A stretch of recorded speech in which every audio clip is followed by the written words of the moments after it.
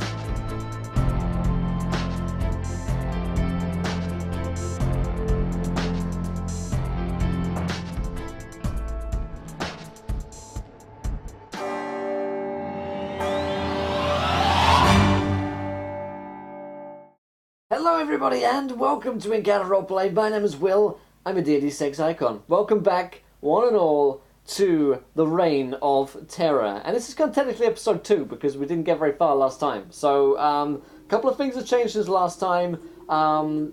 Really, I have just learnt the good word of our Lord and Savior Dagon. So I'll be praising him throughout today's show. And you should know that Dagon is sponsored by the one and only DandDice.co.uk, who offer, that's right, they offer a 5% discount on all dice when you use the code Encounter Roleplay. Isn't that crazy? Just so happens that I was also sponsored by the show, but Dagon, he's a cool guy. Let's go around the cast and crew, let's figure out who we are today and who we are playing. And let's start with, we've got Greg with us tonight. Greg, how you doing, my friend? Hey, I'm doing well. Monday pissed me off like no Monday has, but I knew that I had my therapy session coming up here at 4:30 where I could really kind of hit the heavy bag, so to speak, psychologically, and take out all of my aggressions on these wonderful, tell a great story, right? Isn't that what this is all about, the narrative? But yeah, I'm super duper psyched to be back here for multiple reasons. Let's have some fun tonight. Or I will, anyway. Yeah, we'll suffer through. Speaking of suffering, we have Mike. How are you doing, my friend? Not great. So the day started with Greg sending me a picture of a skinless Pope, and then one of Greg's other players in his other Cthulhu game taunting me by threatening to donate more negative consequences. And then I forgot about all of that until I looked to my left and saw that I have 6 nat 1s and fuck me. So I am here to get shit on by chat again, apparently, and meet a skinless Pope. So I can't wait, I guess. Yeah. You're watching, if you're watching, which I believe you are, Mr. Pope, you should be careful about your skin. Look after it, get some lotion on there, get some moisturizer on it, because you don't want that to happen to you. It could happen to anyone, but it's going to happen to you unless you moisturize. We also have Mythomatic with us tonight. Myth, how you doing, my friend? Hi, I'm doing well. How are you, my friend? I'm good. I actually recommend using the same moisturizer I've used on my new beard. Yeah, I see. It's full of Joey DeVivre. It surely is. In fact, if you look close enough, if you zoom in, you will actually be able to see Joey himself. Joey DeVivre just waving away. Yeah. Oh man, I'm super excited to play. I was really bummed last week we couldn't get a full game in, but I'm super hyped this week. I'm playing Etienne Babin. He's a soldier, full of, in fact, Joey DeVivre, and also he has one arm because of like an explosion or something. But I'm super excited to. I know that. You didn't know that, yeah. I'll make sure to let you know throughout the game. Thanks. Today. That's I think we're at what was our count last time? 11? I think it was Highlander. I think it was like 19. Okay, 19 it is. Amazing. We also have Jules with us tonight. How you doing, Jules?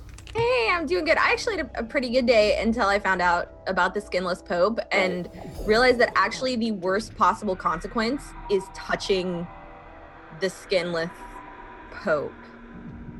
I don't want to. That sounds like a highlight of my Wait. I don't Let me write that down. Rig. Touching, I don't wanna- skinless. Now, is that bad for you or bad for him? I heard think he's. bad for like. I heard he swore off that. I'm gonna need like 20 minutes of like how. I heard he's the fourth of his I kind. heard he got a lot of trouble for that. There was some legal ramifications that kind of. That's it. Right. But no, I play Joe Hugel, Nailed it. the That's best soldier, the best soldier in the French army. recent pet dad to recent dog dad to a wonderful doggo that I think we just named Blood. So there's that. Perfect. Somebody He is in a the hound. chat last time knew the French word for blood. Blood. Blue. Yes, I believe it is pronounced blue. Blue. Yeah, I'm super excited to have horrible nightmares about whatever we do today for the rest of the week. Until next time. Sweet. Incredible. As for my own part, I'll be reprising my own role as Michel, the young soldier who is very enamored with his sergeant in a purely respectful way. Purely respectful and Matt is French, yeah. Kind of way. He is he's a younger guy, so he's kind of worried about the things that he's started to see, but he is believing thus far that everything that he's seen is just hallucinations or his own fears, creating things within his own mind. So we'll see, won't we? We'll see. Before we dive into today's show, before we give you guys a recap of what happened on episode 1, I'll remind you guys how you can interact with today's show. If you haven't followed yet, hit the follow button and join us. 20 followers and you guys get to decide something which happens next in our campaign. Could be a good thing. Let's face it, it's called a Cthulhu. It's gonna be a bad thing. Also, here is the tweet for you guys. 20 retweets. We'll have a viewer decision where you get to screw the party, so let's make it happen. Throw in some fun. Get some more nat ones, really. It doesn't look like he has enough yet. The current record on the Encounter Roleplay is 26 nat ones, which I currently hold, but I feel like Mike can beat that. There's a donate button. Giving players nat ones, nat 20s, wild magic surges, pets, weird hands, whatever the hell you want. Did I just get 2 more? You did. You got 2 more from Kit. You did get 1 crit success I should though. be cheering for this. Yeah. Okay. It evens it out. That's how that works. Who donated these 2? That was Kit's. Son of a bitch! Incredible. Well, my friends. Let's get into it. Let's dive into the action, and let's hand over to Greg to talk about what happened previously on Reign of Terror. Okay, so the last time that we saw our intrepid band of French soldiers, they were currently doing the following. As we started into the narrative, they were guarding the catacombs to make sure that the transport of bodies from the graveyards of Paris were making their way to the catacombs beneath the city. Because of the white plague tuberculosis that was causing havoc throughout Paris, there was an overflow of bodies. They needed to go somewhere. Under the catacombs they went. There they met a Dr. Rigault. Dr. Rigault was a very unfit man who was very passionate about trying to save Paris. It looks like he should have been probably taking more concern with himself, as he was short of breath, perspiring, constantly kind of teetering and looking like he was going to fall over. But during the process, they saw and witnessed 2 of the workers that were taking the bodies down into the catacombs run over by a white and red carriage. As the white and red carriage passed by our soldiers, Michel, was able to look inside and catch a glimpse of the person or the aristocrat that was being carried. The aristocrat locked eyes with him, and a moment was shared, a moment that may be revisited perhaps this evening. In addition to that, as soon as that ended, the people came up out of the catacombs saying that they had seen something down there. Something was haunting them or tracking them. The soldiers went down. They engaged some ghoulish form of creature. As they killed it, after the sergeant was wounded briefly, the body evaporated. And from the shadows, it was whispered to them that not all of their kind act as the way that this aggressor did, and that they called themselves the Sons of France, and that they were patriots. Shortly after that, their superior officer, a Captain Milan, showed up, and Captain Milan told them that there was a murder that had occurred at a printing press. They went throughout the city to check out the scene, make sure that they would perform. Captain Milan wanted them to see everything, check everything, see what was being printed. Paris is on a knife's edge. The poor are desperate, everybody is starving, and any excuse to riot, we're weeks away from one of the bloodiest moments in human history. So we're still teetering on that knife's edge, and on the way to the printing press, the group saw a bakery that was being surrounded, evidence of the fact that the populace was starving. And they decided and opted to proceed directly to the murder scene because they didn't have time to spare and it wasn't their orders to intervene. As they made it to the printing press, they talked with a Madame Bossette, and Madame Bossette was clearly shaken, and she imparted the following knowledge to them: that there was an aristocrat that came to her door in the middle of the night asking the whereabouts and how to enter the home of the printers. She told them, and as she was fearing for her life by this person's sheer presence, she saw the following: a white and red carriage, and as he cleared the door, the open door of the carriage revealed a white female arm that lifelessly fell outside the door. She was of no good when they arrived there, giving very brief, almost hysterical, emotional interjections in between these lucid moments. But as they went inside the printing press, they saw, in fact, that the printer, his wife, and 2 teenage sons had been hung upside down, drained of their blood, and the blood used to apply a certain special ink to the printer's trade, in which his pamphlets that prompted for a rise of the poor to equal standing were printed with the words, "Know your place," in their own blood. And as we pick up the scene, the last couple things to happen were the following. Joseph uncovered the sole survivor of the printing press massacre in the form of a little white puppy with a black ear that flops over, who I believe we have named Blood. Blood? Song. Blood? I think the chat has said it's Song. Song? Okay. Yeah, S-A-N-G. I will allow you to pronounce it. Song. And then, even though we do not have Haley with us today, Christoph followed a trail of blood into what was apparently the printer's bedroom, and written on the wall, it said, "Christoph, see you soon." And as we take up our action outside, we did have a riot occur. The riot was expertly quelled by one Etienne Babon as he fired 1 shot from his pistol, which luckily he didn't have to reload. They call him one shot shot from Babin. un pistola. Yeah. He shot a lantern out of the hands of one of the rioters. It sprayed all over the mob. They ran off screaming as the globules, however you pronounce that, of oil burned their flesh. We'll go with that. Burned their flesh and dispersed it with one critical success naturally rolled, which was spectacular to behold. 1 in 100 chance. In a D100 system. You're welcome, chat. Right. In addition to that, we have outside Michel, played by Will, and Babon, played by Myth, as they see the horses ride up of Baboon. Captain Baboon? Babon. Baboon. Baboon? Babon. Is he in Bonbon. We can a just- babon in a tree? That sounds like a monkey in a tree. Okay. All right. Okay, so Oh, we wanted to get Babin in a tree, is what all I'm hearing. I already have written down. Babin sounds like baboon. Get baboon. Okay. Anywho, so as you guys are sitting there, you see Captain Milan ride up with soldiers who immediately kind of cordon off the area and make sure that any of the arriving populace, as daybreak is occurring, they stay a respectful distance, because this is still, in fact, a murder scene. And because we RP'd through this last week, I'm not sure how well it came through. We're going to do it again. So as Captain Milan swings off, he walks up to Michel and Babin and he says, "Oh, what happened here?"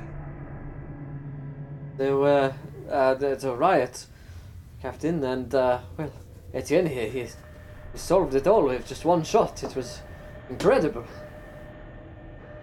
He claps Babin on the shoulder. "Etienne, very good. This is remarkable. You lost no one." I didn't know. I feel bad because I did, in fact, burn someone. There You were- know, with oil. There on were their 20 skin. of them, and they were all around us. It was incredible. Schoolboys. We ran into their kind. They burned the bakery and killed the baker. These schoolboys. They will wet themselves. You've shown them that, Bobbin. They will think twice before they rally against us again. Wait. Also, as noted last week, not sure if it came through, because of the heroic actions of Myth's character, he is receiving what is called a field commendation, which gives him 20 percentage points to apply wherever he would like in his skill tree. So he is able to apply that now, and is basically the only thing you get in Call of Cthulhu to make your character better. Or, last a little longer. Maybe one more week. I say to the captain and say, the sergeant, he is inside. We do not know what they found, but I'm pretty sure there are bodies in there. He looks at the two of you. Come with me. And he motions to the other soldiers that arrived with him and kind of tells them to keep the area secure as the three of you go inside. And as soon as Milan comes in, he sees that you've cut down the bodies that were hanging. He goes immediately over to the sergeant and he says, Sergeant, report. It appears as though Printer and his family were killed. And there's this. And he hands him the last of the leaflets before he is finished burning them. He's dumped the rest of it into the active furnace. So he hands him the one leaflet that says, know your place. It says, there has been this. I have destroyed all of the rest of the evidence. He hands it over to him. And after he reads it, he crumples it up and returns it to the furnace or the pot-bellied stove that is currently burning the rest of them. You have done well, Sergeant. Is there any survivors? Well, there is that. And he points towards Joseph and the dog. Joseph's gonna hold up the puppy and go, "Hello!" Hello. My God. Un puppy. Un puppy. My God. And at this point, I'm not going to GM Christoph too much, but I'm assuming Christoph would have come back and related to everybody that there is in fact a message left to him specifically in the bedroom. And as soon as Captain Milan would be brought or made aware of this, he would summon another one of the soldiers to begin scrubbing the wall. And as that begins to occur and as the bodies are covered and everything, he will then turn to the three of you and say, did you find anything, any additional evidence, anything to point to who this could be? Yes. Michel. Yes. Captain, there was a white and red carriage, and it was seen here, and it was the killer who stepped out of that and back into it. And that white and red carriage, I also saw run over 2 men earlier today, and there was a gentleman inside, a noble. Can you describe the gentleman? I think I could. I have a little sketch of him here, and I show up my little sketch that I've done of the eyes as well, in particular. He turns and looks down at it, and for a moment you see a flutter of recognition go across his face. And he slowly closes your book and hands it back to you. And he says, did you find anything else? I look back to the sergeant. No. The sergeant looks back to his notes. Says, no, this is all we found. I forget if I heard this or not, but the woman who owns the building, she said that when the nobleman got out of his carriage, a hand fell. A hand? As if there was already a corpse inside. Michelle says, "Oh," as though he's just remembered his notes. Right. Notes. I have those too. I say, I have an handkerchief from him. May I? And he puts his hand up. Yeah, I get it out from my uniform. Okay, it is at this time too, because I'm not sure that we actually looked at it the last time. It was more of a pickup, and then the mob hit outside. No, yeah, it says MA on it. Yep. Yeah. It's MA, and he takes it and He's doing his folds master's degree, you see. Yeah, he is in of course, French cabinet making. And he folds it and he puts it into Massachusetts. Right. It's clear. It's from the yes. It's from Phoenix University.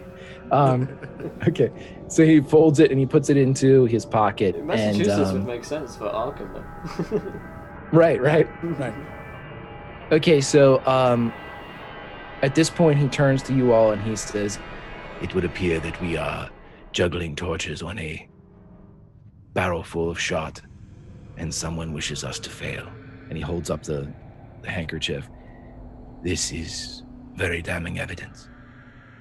I need you all to report to Versailles the day after tomorrow.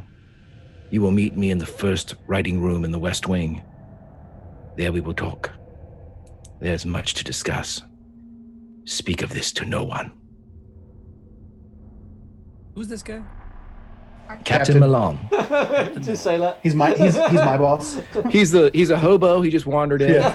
A funny hat. He's wearing a Napoleon hat. it's He actually- looks pretty official. It's actually the dog. Dogs. Dog of the whole time. Been holding the dog the whole time. Right. He's got a Napoleon hat on. Thank you for being inside. Second room on the left. It's like movies. It's like Blue from Blue's Clues. Is it mail You time? found a bloody paw print. What could it mean? Makes me want to wag my tail. Right. Oh. Someone's trying to- Chat, you keep coming for this. This is directly your fault, chat.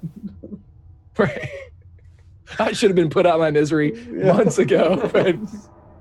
We just keep bringing you what you come for. This is it. This is your fault, if anyone's. So Sergeant Renault looks at him and says, it will be done. Very good, Sergeant. Now, find wherever Dubois, whatever bottle he's crawled into, bring him with you. He is a brute, but he will tell no one. He has no friends. And he is a brute. We may need that. Get right. I know where to find him. Gepard de Poudou. We will All right, find you, and Captain. with that, he rides off and I commands salute everybody else. As he goes. I love. He salutes me back. Oh. I like Michelle definitely has a little freak out moment when the captain salutes him back. He saluted me back. Joseph's gonna look at Michelle and roll his eyes so deep you think he might have gone blind. Are you okay? Michelle, it is custom courtesy for him to salute you back. Wait, but Kind it is the captain. to do that. It's pretty standard. No. Wait. It happens quite a bit. You did a great job. You did do a great job, though. Maybe for you. With a wistful middle distance stare. What does it even mean? Looks at third monitor. Right. Ah, yes. Third monitor. Okay, so for you guys, the current orders that you have is to report to Versailles what would be the following morning. To find Dupois, which was your kind of submission A. It's a day after tomorrow. Day after tomorrow, but this is the morning, so it's like in the evening. You're basically looking at the next day. Yeah. So it's the keeper that's weird here with the time because I'm trying to figure out exactly what they mean by it. Let's blame So we're the just gonna go with We've got a day to find this guy, is what I'm hearing. Wow. you have a day to find this guy. Thank you for bringing me back around. Dupois. I pay attention. I'm a shit soldier, but I pay attention. Yeah. She can take an order. And do nothing with it. She can take it. They may not action it. Yeah. That's that. I do So- listen. Yeah, you guys would all know that Dupois is a notorious drunk, but he's a pretty decent soldier when sober enough to act on any orders that are given. He's older, probably older than the sergeant himself, but he is part of your group, and he is somebody that will definitely aid you in any type of physical or combative activity that you might have. If you were looking for a tank or a fighter in D&D, Dupois would be your guy. Dubois. Dupois. Sorry, you gotta say it right. Dupois. Should we find him now, Boys. Captain, or should we go back and The Boise, Risk. I don't know. What time is it right now? the Boise? It's Joey the Boise. Hey! Joey the Boise and Joey the Vivo. Fucking Joey. You thought you were getting a story. Ha, ha, ha. God damn it.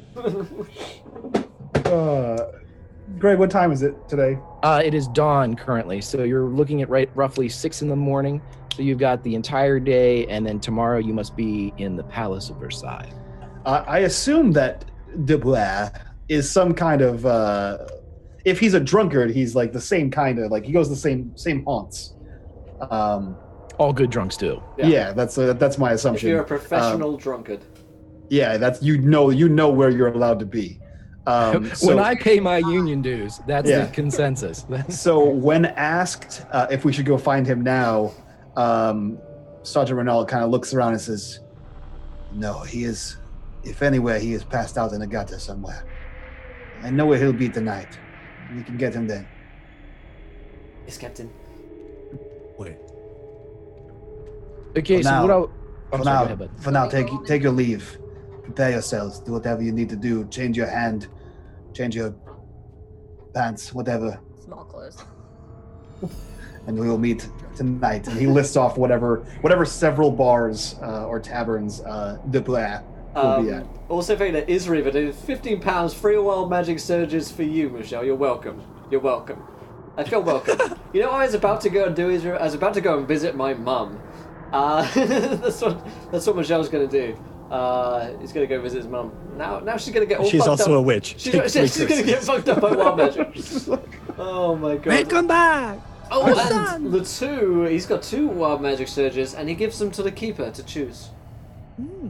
Okay, so we have 3 wild magic surges for Michelle. 3 for me, and then 2 others. Okay, everybody roll a D100.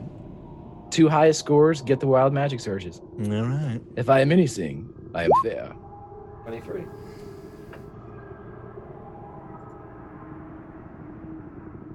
Let's see. Deadly plea. That would be Julia and Myth. I would like you to each roll on the D10,000 scale so you can see what wild magic falls your way during this. You have been broken. You are told to meet back up again, I believe you said, Sergeant, in the evening time to frequent the haunts. You know that Dupois' area of choice in Paris is actually outside the Parisian walls, because as soon as you bring anything into Paris, it's taxed to the bejesus belt, and most people try to get away from those duties by having things on the outside, whether it be makeshift markets and bars and things like that, and they are extremely ramshackle, extremely poor, just slap wood and things like that, just outside the city walls. Just outside the city walls is a place called the Rue de Vin, which is the Road of Wine. And on that road, somewhere, you will probably find Mr. Dupois. Awesome. So going through my wild magic surges here, my first one, 1344, reads, Caster is wearing snowshoes and can't remove them until it snows. Perfect. That's good. Who's that for her? That is me, my standard army issue. I got you these shoes! Wear these shoes! No, don't take them off! When I I made next, them for you! when I It's about next, to be French winter. when I next use a French rope, winter. it shocks me like electrical wire. I didn't hear that, bud. What was that one? When I next use rope, it shocks me like it's electrical wire. Oh, I love it. Oh, that's great. Good, good. And then 9,071. Oh, that's way high. Everyone within 50 yards is suddenly holding a helium balloon. Okay. Captain, did you get these for the captain? Sergeant, did you get these for the captain's birthday party? Yes, I did. Oh, Thank you for holding Oh. each one individually. Trebian, Sergeant. Collectively, it'd be too heavy. I would. You would float away, Sergeant. Anyone who wounds who wounds Etienne, must save or temporarily shrink by 25%. I'm OP. Oh, that's awesome. I can hit anything, but if you hit me, you are shrinking. Hit me and you get fucking tired. You just produce midgets. We gotta just figure out what the hell, like how Etienne is just so crazy magical. Like, what is happening? I'm actually a genie. As for Joseph, next person to wound the target teleports 48 yards straight up. Oh my god, they're both wounding ones. Yeah. Okay. Oh my god. Good luck, Greg. That's just anyone though, right? That's not me. Nothing. That's like literally anyone. Anyone that hits you. It's the next person, right? Yeah, next person on that one. Yeah. Now, the thing is, now with the one that Myth had, it was a constant, wasn't it? Yeah, It yeah. shrinks by 25%. It's like going forward. So if I get Okay. like mad at him and I'm like, Yeah. I just get smaller every time until Well, it's up to my discretion. Yeah, to see okay. exactly how that plays out. But what we will do with this is we will cut as everybody is going to their respective familial Birthday obligations. parties. Yes, they're going to their birthday parties. I'm gonna The bring captain's home birthday a party. puppy. I'm the best dad ever. I don't think I have kids actually, but if I did, You're a puppy dad. You don't think you have kids. best soldier, best dad to the children I don't have. You've never asked, but you think you have them. Right. What we'll do Never bothered to. Yeah, if anyone probably has kids, it's Christoph. all over the place. Oh, yeah. Right. Yeah. A lot of them. What we'll do is let's do a brief segue because you mentioned something about this, Will, as being a moment to go see your mom. Yeah. Unfortunately, your mom has passed, but you do care for your older father Oh, fuck. by the name of Remy. That's Yeah. terrible I'm sorry. news. Oh, my sorry mom to just break this fucking to you. died. Right now. I'm sorry. Oh no, it's terrible. Okay. Let's fuck that scene. Let's go to your grand. Like, worst one. Let's go talk to son EU. Right. Yeah. I'm sorry. Yeah. In addition to the horrible printing press mistake, your mom's dead, by the way. But as you return home to the very small apartment that you're able to keep with your father, he is very old. He's a farmer by trade, but the years in the sun have worn him down, and he is now little more than a cripple in that he can get around, but he is just very bent over, very a product of his profession.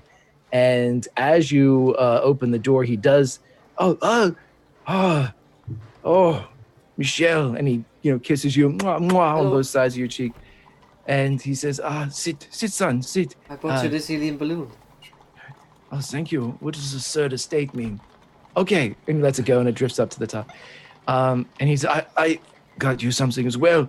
And he goes over and he produces a pair of boots for you.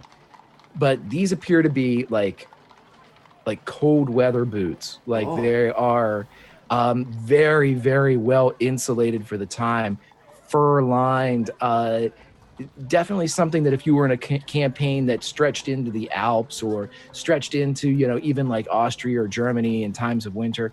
But at this point in June, they're not really that practical, but you feel kind of compelled to put them on and humor Remy, your father. Oh, put them on, son. They have handmade crampons. oh, merci. Oh, thank you for. I put them on, and whilst I know that they're like completely impractical, I put them on over my other boots because they're that big. I walk like Pingu. Yes, at this point you look like an anime character that has massive feet.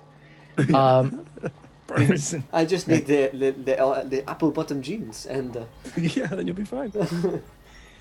Bottom jeans. Fair. So you spend the day with your ailing father as The events of the day filtered through his eyes are conveyed to you as he tells you that the populace is very upset and he fears for your safety as you are viewed as some type of aristocrat's tool and to watch yourself. And I will be fine. The sergeant he is very good. I just know what's up. You're gonna get killed, son. And No. and remember, I told you about Etienne. The one with the hand. Oui. With the hand that is not a hand. It is made of wood, right? He stopped a whole crowd from attacking us today. There were You were attacked? There were 30 of them or so. And How many of there were of you? Just you and Etienne? two, yeah, we. I want to break down the conversation and go through all the languages that was. Yeah, we do. Two. I translate into various. I translate into various languages for my father. He's pretty bilingual in this family. My mother was German, and my uncle is English. So, yeah. They're all dead. Yes, I just killed your mother. About 30 of them, A crowd. They were trying to kill you. We went to this pressing plant, and it was not good there. But the sergeant, he knew exactly what to do, and so did Etienne. He fired musket at a lantern, and up it goes, and they all run away. Shit. Sounds like luck, son. No. And 30 against 2 sounds like luck. No, it's skill. Etienne, he is a fine soldier. You are too. Oh, one day. But take care of yourself. There's no shame in running, my boy. I will not run. I did not run when they came at us, no. I was ready to fight. My country. He seems very heart hurt as you spend the rest of the day with him, not in silence, but in small like talk. Cardiac pain? No, he's not going down yet. Oh, okay. But he seems like he's so weary, right? Have foreshadowing. They'll explain. Yeah. This is the setup that happens in Act 2 when the whole bottle of medication scene comes up. Right, quick, choose these. Put this nitroglycerin pill. Okay, so as you guys reconvene after this moment of common soldier life, you meet again right around 5 or 6 in the evening outside the walls of Paris at the Rue de Vin, or the Road of Wine. Before you stretches at least 20 ramshackle gin joint bar type places. Dupois is in one of them. How would you like to proceed?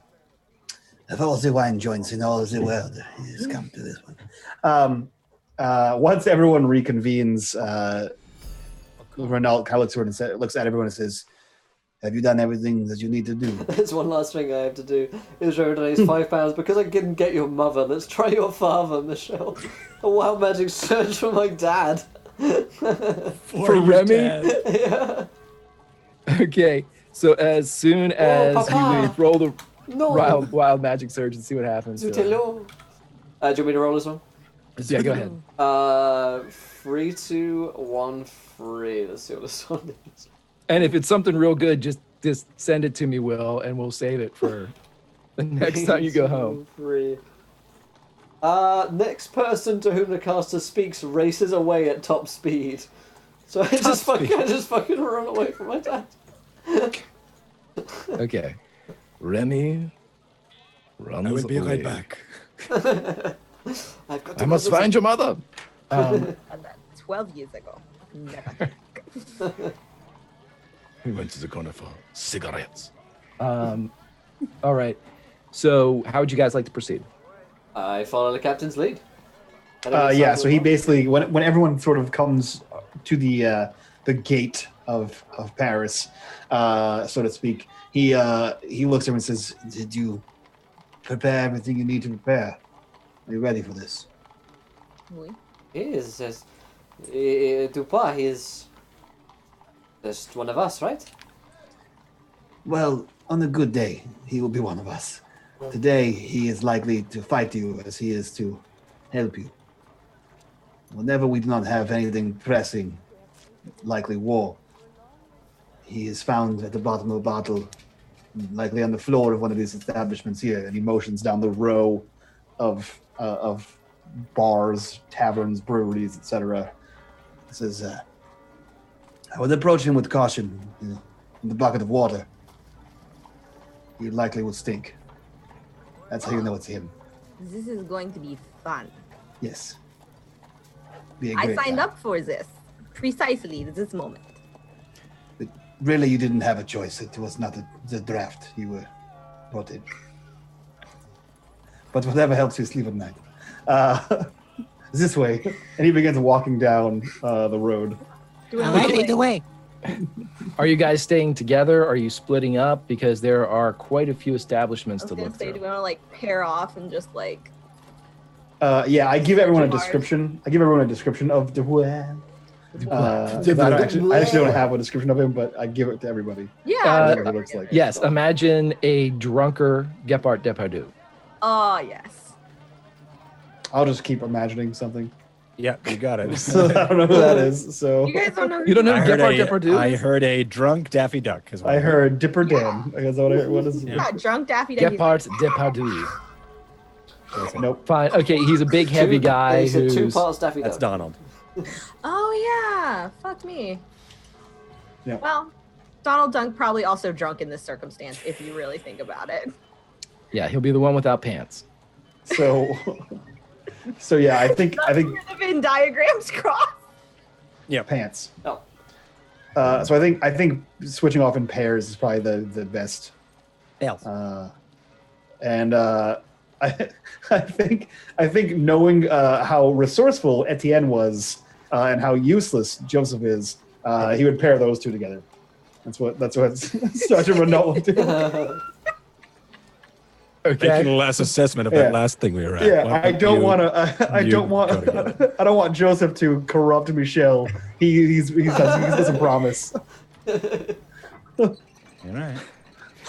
Okay, so we have Michelle and the sergeant, and we have Joseph and Etienne who are going off. Somebody from each group, roll me a luck roll, please. Michelle Which of us has beams. better luck? Oh, geez, meta. What am I here? What is my? I'm feeling very lucky right now because the sergeant just chose me.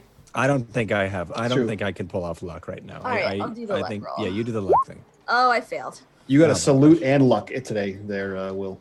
Yeah. So Nope, no, I didn't. Oh, Nope, we not were- today. We're not Perfect. lucky friends. Okay, so as you guys split off and kind of begin searching, half the crew on one side of the street, half the crew on the other, you go through several. It takes a couple hours. It's around, maybe 7, 8 o'clock at night when the group of Michelle and the sergeant open up one of the last gin joints kind of through or wine joints off of an alley of the Rue de Vigne. And you see a huge belly pulled free of shirt, exposed to the air, the loud snoring and the disheveled uniform of one crumpled and fallen Dubois. that is him. I can you smell see him them? from the door. Yeah, Can isn't we it catch Michelle? up with them? Oh, just the two of us, yeah. Yeah, Just the two, Oh, yeah, yeah, Michelle yeah. and the sergeant. Should we wake him up? Yes. I could oh, throw a bucket of water on him. Make it 2. Wait. And he walks over. He walks over with Michelle to the barkeep or the tavern owner and asks for like 2 pitchers of water, 2 pails of water, whatever they Just ask. trying to keep it accurate. Yeah, sorry. Right. I knew that. He provides one bucket that seems to be filled with cleaning water that is nearly black with whatever he's been using to clean the glasses that some of the people have been drinking out Oh, of. it smells cleaner than Dubois. It does, by all means. But when you throw it at him, jump back quickly. He will wake swinging. I take a bit of a run up, and at something of a range, toss the bucket over Dubois. Okay. I'm not going to make you roll an attack to actually get the water on Dubois, but what I am going to make you do is, just with the Sergeant feared, I'd like you to make a dex check for me, please. Alrighty. Looks at the 4 nat ones on my screen. Failed by 2. I would spend 2 luck not to get punched by this guy. Okay, yeah, I will allow that. Yeah. As you throw the water on him with a nimbleness that beguiles the size of this massive man, probably about 6'2", 6'3", nearly 300 pounds, he launches up into the air, swings a ham-sized fist that you duck under as he swings and looks up, dripping with this brackish water as it kind of goes through the stubble on his chin. And as he looks over, ready to attack you again, he sees past your shoulder and sees the sergeant, and he says, "Ugh." He starts tucking his shirt in. "Sergeant." Dubois, we have work to do. "Reporting for duty." Clearly. And let's cut to our other group as Dubois has been secured. And we have Etienne and Joseph as they are looking through the rest of these establishments, and you see the very dregs of the Parisian society, as many of these people are coming out here not to drink a little bit, they're coming out here to get obliterated and succeeding. And as you're walking along, I'd like you each to roll a spot hidden roll for me, please. Obliterated. Spot Hidden. I hope green you one, can right? spot them hidden. Yeah. Yes, sir, please. Neither of us can spot hidden. Maybe we've had a drink in every bar. Right. You had to mix with the locals to see if they were there. Yeah. What we Bad had to crowd. test out is for his birthday, Joseph bought Etienne a special wine glass attachment for his wooden hand. You're testing it out. Testing it out. Yeah. And instead of it being a wine Wooden glass where the goblin. hand is, so he doesn't have to go like this, it's a wine glass that Oh, No, it's got to be right. it's got to be like this so he can put the stem in and he can Yeah. shake it as pretentiously as possible. I was thinking it was We'll see if it has intravenous. legs. You know, Right. it's like just goes. See if So it I'm has so proud of legs. that. I thought, does he need another hand that has a wine glass? But then I thought, well, 5 is just not enough. Right. It has a great body. It is One stick for well. white. Very nice lacing. One for port, one for beer. Okay, so as you guys are walking, one question: is the dog with you? No. The dog is at home. Well, the with dog's my probably wife. dead. It's Cthulhu. Right. Well, I just wanted to make sure that it wasn't following along, and I mean, you could absolutely bring it if you wanted to. I'm not I saying might you could. bring it. On look, this dog is young and impressionable. Okay, I'm so the trying dog's to not expose it to the worst of the world. I'm okay. also trying to keep it alive, so when you kill the dog, you'll also kill my wife, and then we'll just have it all in one nice package, and it's at home. Great. With my wife. So, dog's not with you. Dog's Current- not with us. Dog's not with you currently. Okay. Because then what would happen is every prostitute we pass would go, oh, it's a puppy, and we'd have to stop, and they don't know where he is at. So it's Prostitutes and puppies, am I right? Yeah. The story of my life, man. I mean, right? That's how I do it. That's how you get them. Oh, you That's take how a get 'em. box of them out. When I, That's how I get the dogs. I want to pet your puppy. You'd be like, God, no. Have I like at least puppies? how to get prostitutes? Yeah, you never have to pay. You just have to have a puppy I'll let you Well, pet the dog. Okay. or a Chris That's fair. right. Okay, so as you all are walking through, it is a shame that the pup's not with you because the warning that might have sounded from the dog could have saved Joseph. As Etienne, you see Joseph get ripped into an alleyway, right through the darkness as you guys are walking in through towards one of the bars. Just a hand reaches out, meaty and kind of disheveled and scarred, grabs him and pulls him right into the alleyway. I'm going to allow you, if you would like to roll a dex to see if you can react to this before. Please. Hey, yes, I can. Okay. Yes, that was a very good success. And I'm going to make you use one of your nat ones here, Myth, because I'm not going to have you react to this right away. You miss, you see all of a sudden they're gone. And Joseph, as you are pulled into the alleyway, you see somebody, and I'll give you this. It looks and dresses an awful lot like the carriage rider that was witnessed last night outside of the catacombs that you saw run over the two workers outside. And a fist comes down and hits you across the face for 6 damage as it just cracks across your jaw, dislocating the jaw for a second and absolutely blasting your orbit as you feel 2 teeth loosen in the side of your face. You have a chance to retaliate to this. 6, Jesus. Yeah, you have a chance to retaliate to this, and then we'll see exactly what Etienne can do. So wait, what did my good dex roll do? Did it do anything? The dex roll kept the knife from coming out. This was just a punch. Cool. Yep. Yeah, I like that. I'm. Let's pretend they're back teeth that you can't see. Yeah, they're back ones. What can I do to retaliate? Can I I feel like Joseph wouldn't. Well, how good is Joseph at brawling? Yeah, that's what you're into. You're close quarters, fisticuffs at this point. Yeah, let's fucking hit back. I can do unarmed. I just roll my unarmed. Please. Joseph is going to be like, I guess Joseph is going to say shit because his jaw's dislocated. Joseph.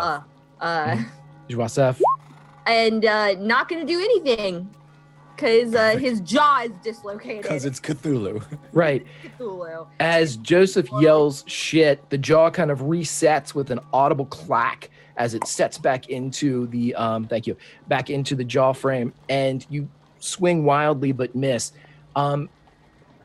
Etienne, you see and hear more than see the crack of the assault go down. And when you turn, you see somebody standing over Joseph who is bleeding profusely from the mouth as he appeared to have just been battered by this person. And they're pulling back again to strike. You have the opportunity to do something here. Get out the hand with the gun.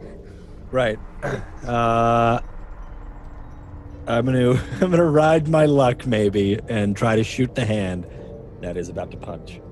You're gonna shoot you're going for the hand. No, shoot him. He's got all kinds of squishy bits.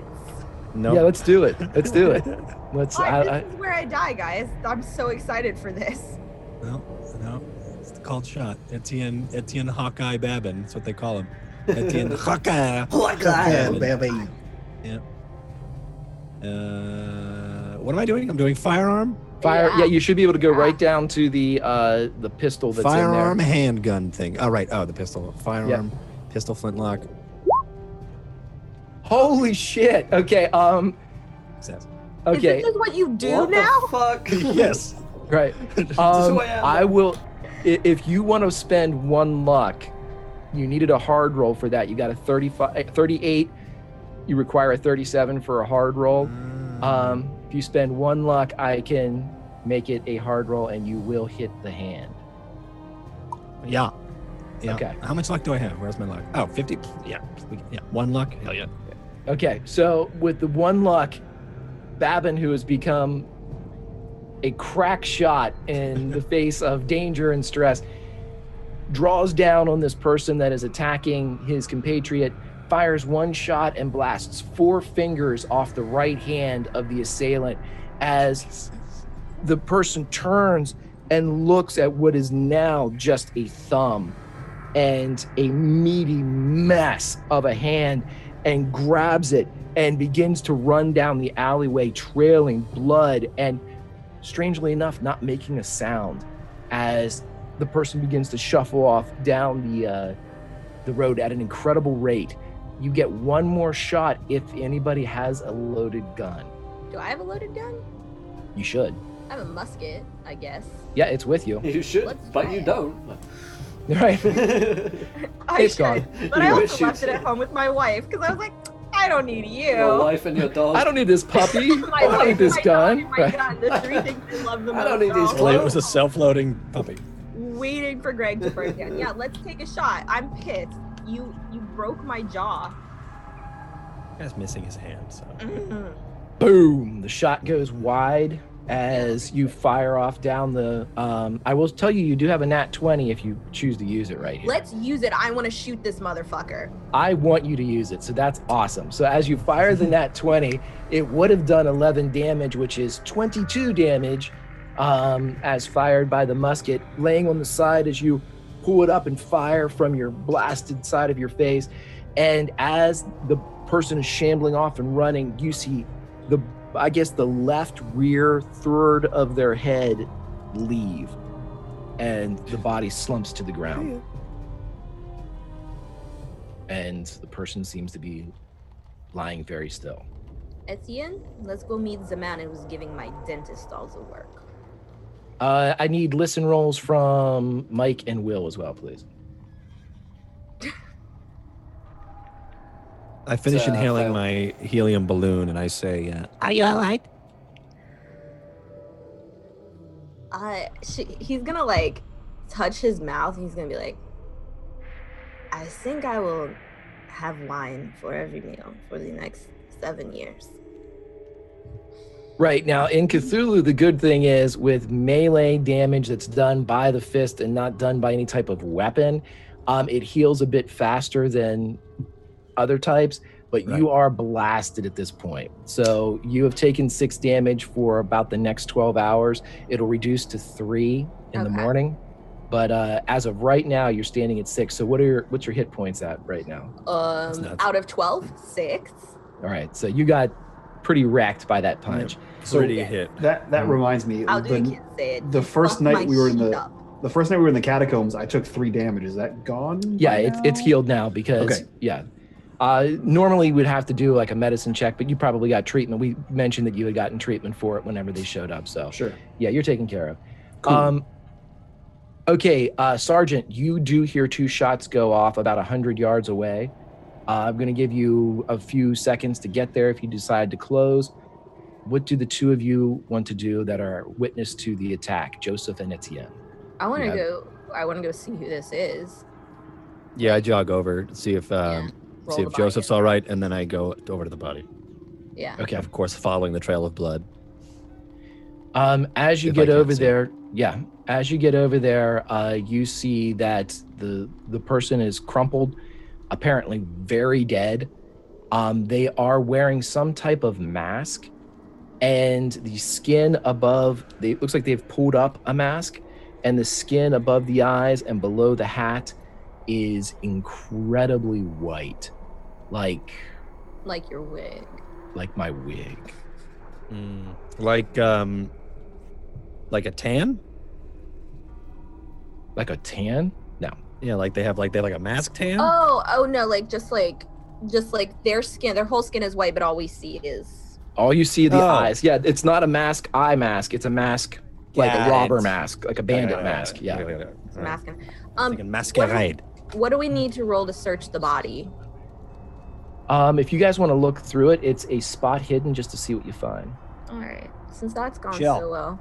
Yes, we do spot hidden things. Do I Good. spot his wallet? I would like that for me. Do you spot? Yeah, you do. I spot his wallet. I take his gold. Yeah. Yeah, We'll that's say for the, What a soldier. Yeah. You get it. Yeah. You're able to secure, let's say 20 francs off of it. That would, be quite a bit of money at this day and age. This is for my jaw. Gotta Alright. pay the dental bills. There ain't no universal healthcare here. You do find a knife that has some pretty descriptive etchings along the blade.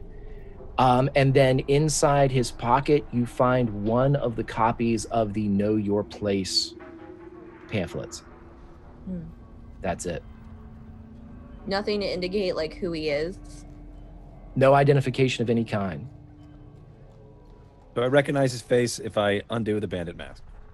Sure, when you pull the face down, as soon as the cloth that's covering pulls down below, there is no skin There is no nose that had been holding it, and everything below is muscle and bone. And I'd like you both to roll a sanity check as soon as you see this. Let's get off my Hey, nose. smooth skin. Gross. Perfect. Ah, Sanity. You guys are unfazed by this horrific We sight. saw it coming.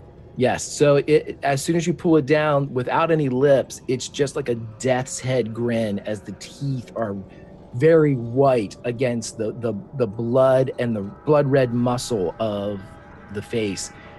It's impossible to identify this person Right. because of that, but But dental records. yes, of course. Yeah, if we can track down his dentist and the x-rays, we should send be good. us DNA. I think we'll be good with. mhm. We got enough fibers off the body. There's probably some semen there too. That's what they find. There's always semen. This is France, Yeah, come on. right? That's the motto of the show. This There's always is semen in Encounter this Roleplay. France. There is always. Right.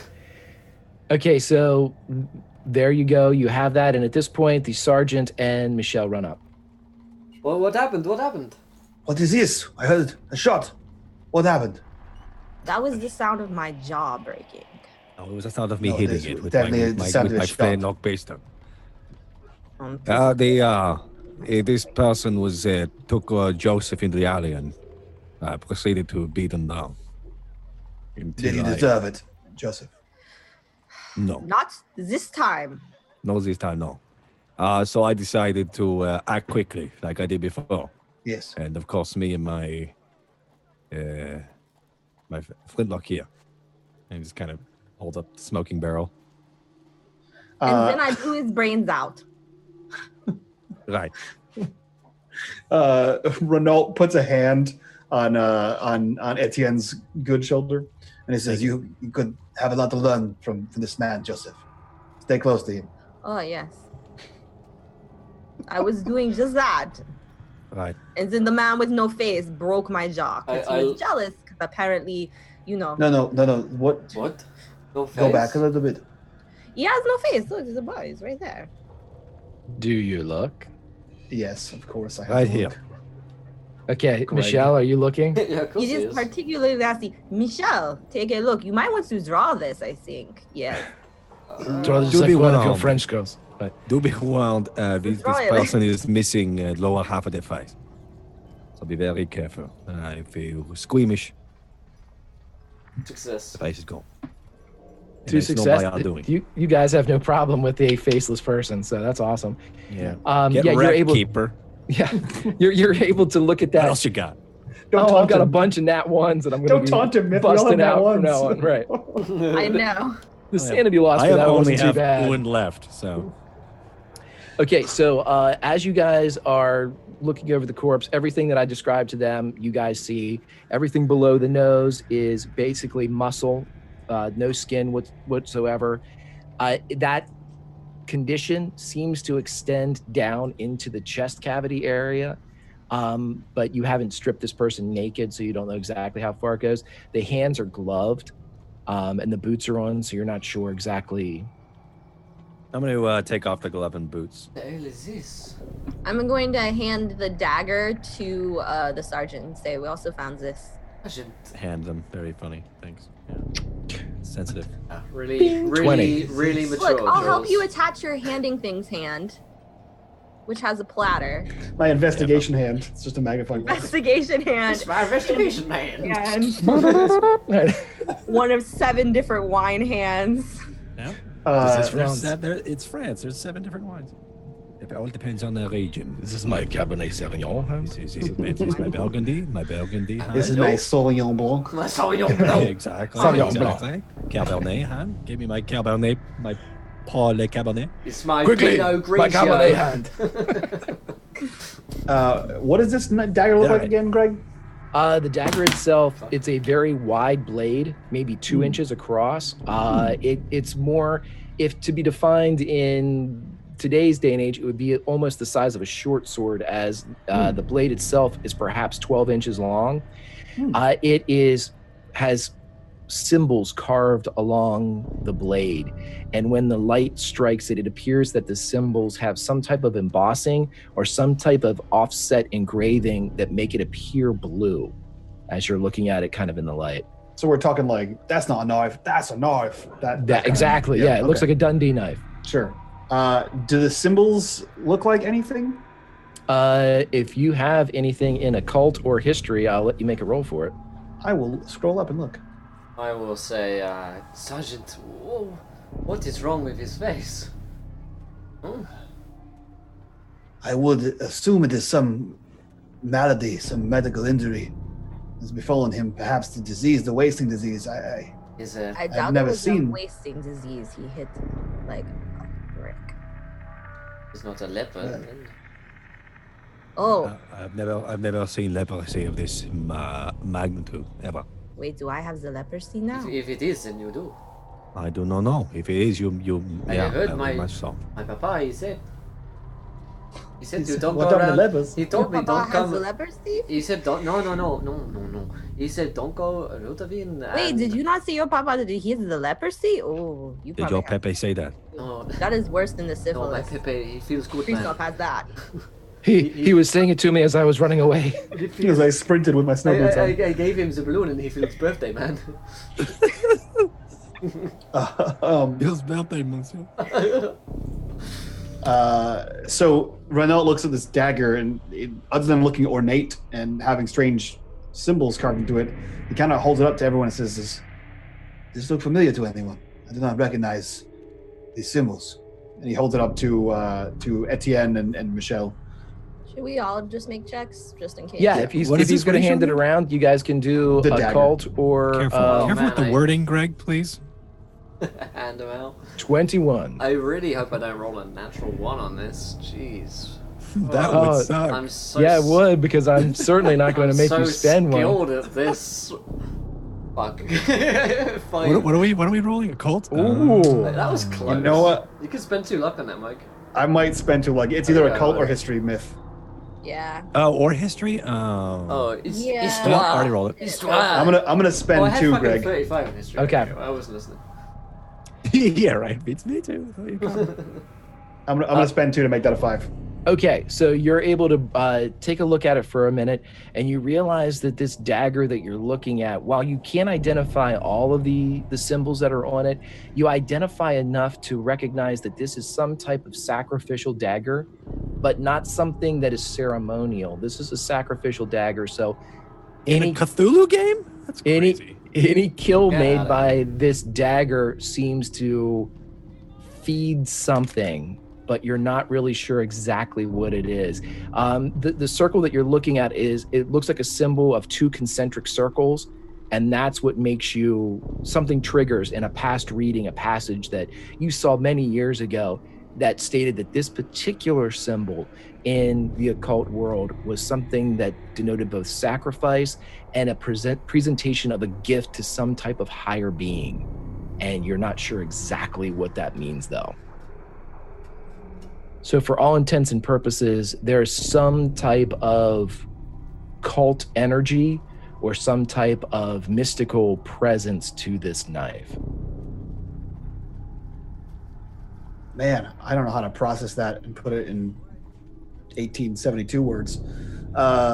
French words. 1872 French words. Sorry, my Is bad. that the year? And it is 1789. It's but 1789. otherwise, Yeah, I was like, wait, hold on. I picked a random set of numbers, Greg. I was close. Okay. you really weren't, but cool. Yeah. Anything had- past 1982 is all the same. There were all numbers in there, man. Yeah, he looks at it. It kind of turns it over and kind of shows it to everyone else. And that's when like the moonlight catches that one symbol. He says, "Wait, I have seen this one before. This is I came across this in some book in someone's house. It was war. We were going through their house for any number of things. I have seen this before. Well, never changes. That is true." And he points to the concentric circle one. He says, "This is something about the cult, something about the ritual. It can't be real. I thought it was a storybook, like a Captain, you collection of old wives' tales." Captain Sergeant, you must be. You don't really believe that he. No, of course I don't believe it. It's just happenstance that it should be on this disgusting half-skinned man, but But this man believes it. that is what I'm saying. Yes, Or did.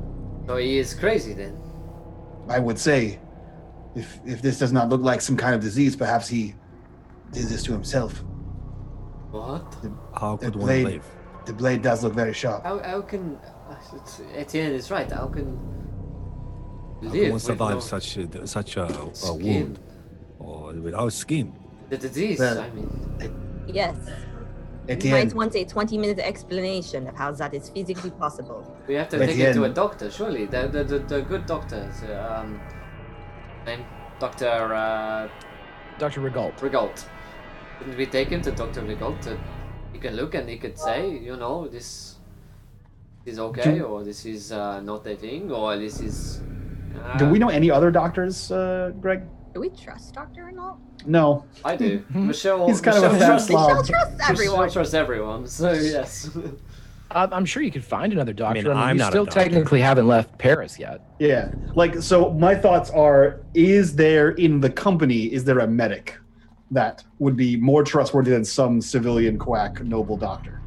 Yes, there's definitely a medic in your division, but I will remind you that Captain Milan said that your mission was to be kept completely secret with the acceptance of Dupois.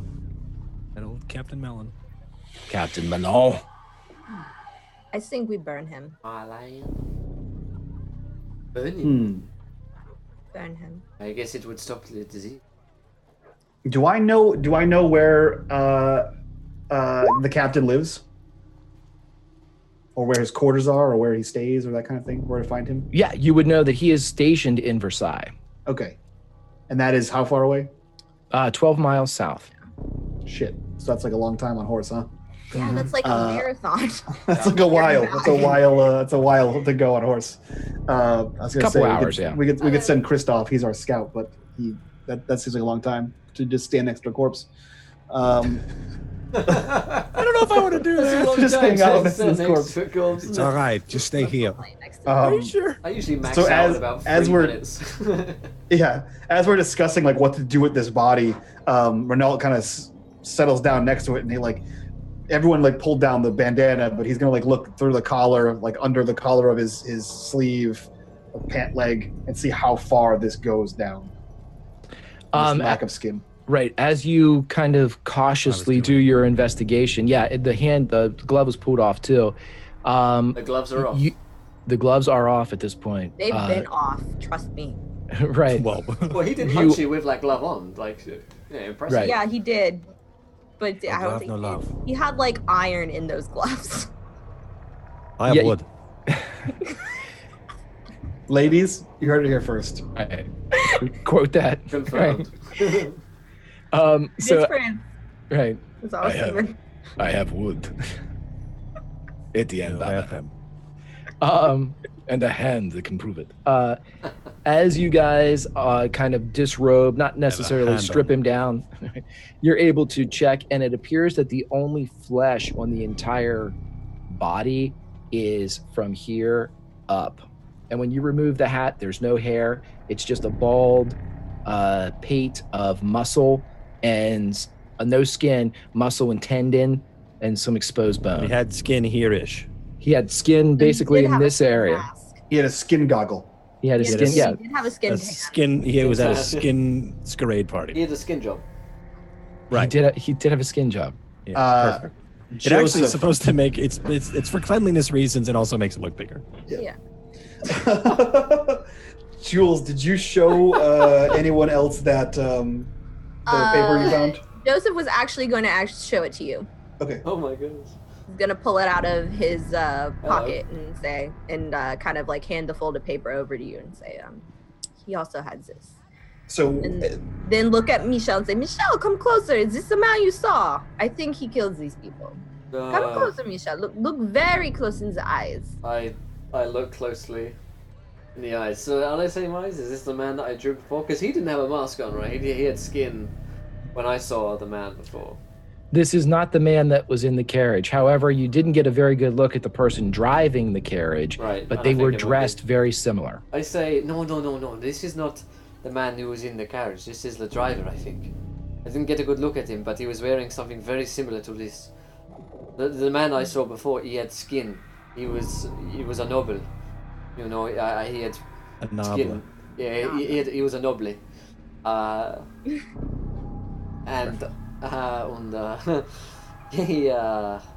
He was normal-ish. I mean, his eyes, they drew me in, but the driver, this looks more like him. In which case, if he is the driver, then the man who was in the carriage, he has tried to have you killed because he knows that I know who he is, and we know who he is. So he's I trying think to we keep can- us quiet. Do you know who he is, or did you just see him? Seeing him, I mean, that's if you're a killer and you get seen by someone, what do you do, Etienne? You find them and you kill them to stop them from talking. Well, the captain, he is said to keep this secret. I don't know. I think we can agree that this is the man. And he holds up the paper as he's knelt down over his body. This is what was in the printing press. I burned all of these. They You were not keep one as evidence. no. I burned all of them except this one, As per the which means that captain's this request. was taken by the man who hung and bled the printer, his wife, and his children. This is one of the original copies. That's their blood. And he holds it up where it says, "Know your place," in red ink. Oh dear. I don't know this Regalt very well. I don't think we could trust him with whatever this is, especially since the captain wants us kept quiet. Although it is too far to travel with. You know anybody else who will knows this? Not that I know of, but Michel, your family wagon. Oui, Could we? fromage. Family wagon. Omelette, Could we- omelette, Fromage. omelette au fromage. Oui. Yeah. Could we? I hesitate to ask, but could we put this body on the wagon and bring it to Versailles? Oui. It doesn't No, look we like he have- wants to, but he can't refuse his captain. We are not supposed to leave until the morning, but I feel like this cannot wait. Yeah, well, I can bring omelette au fromage over, and we can go to Versailles.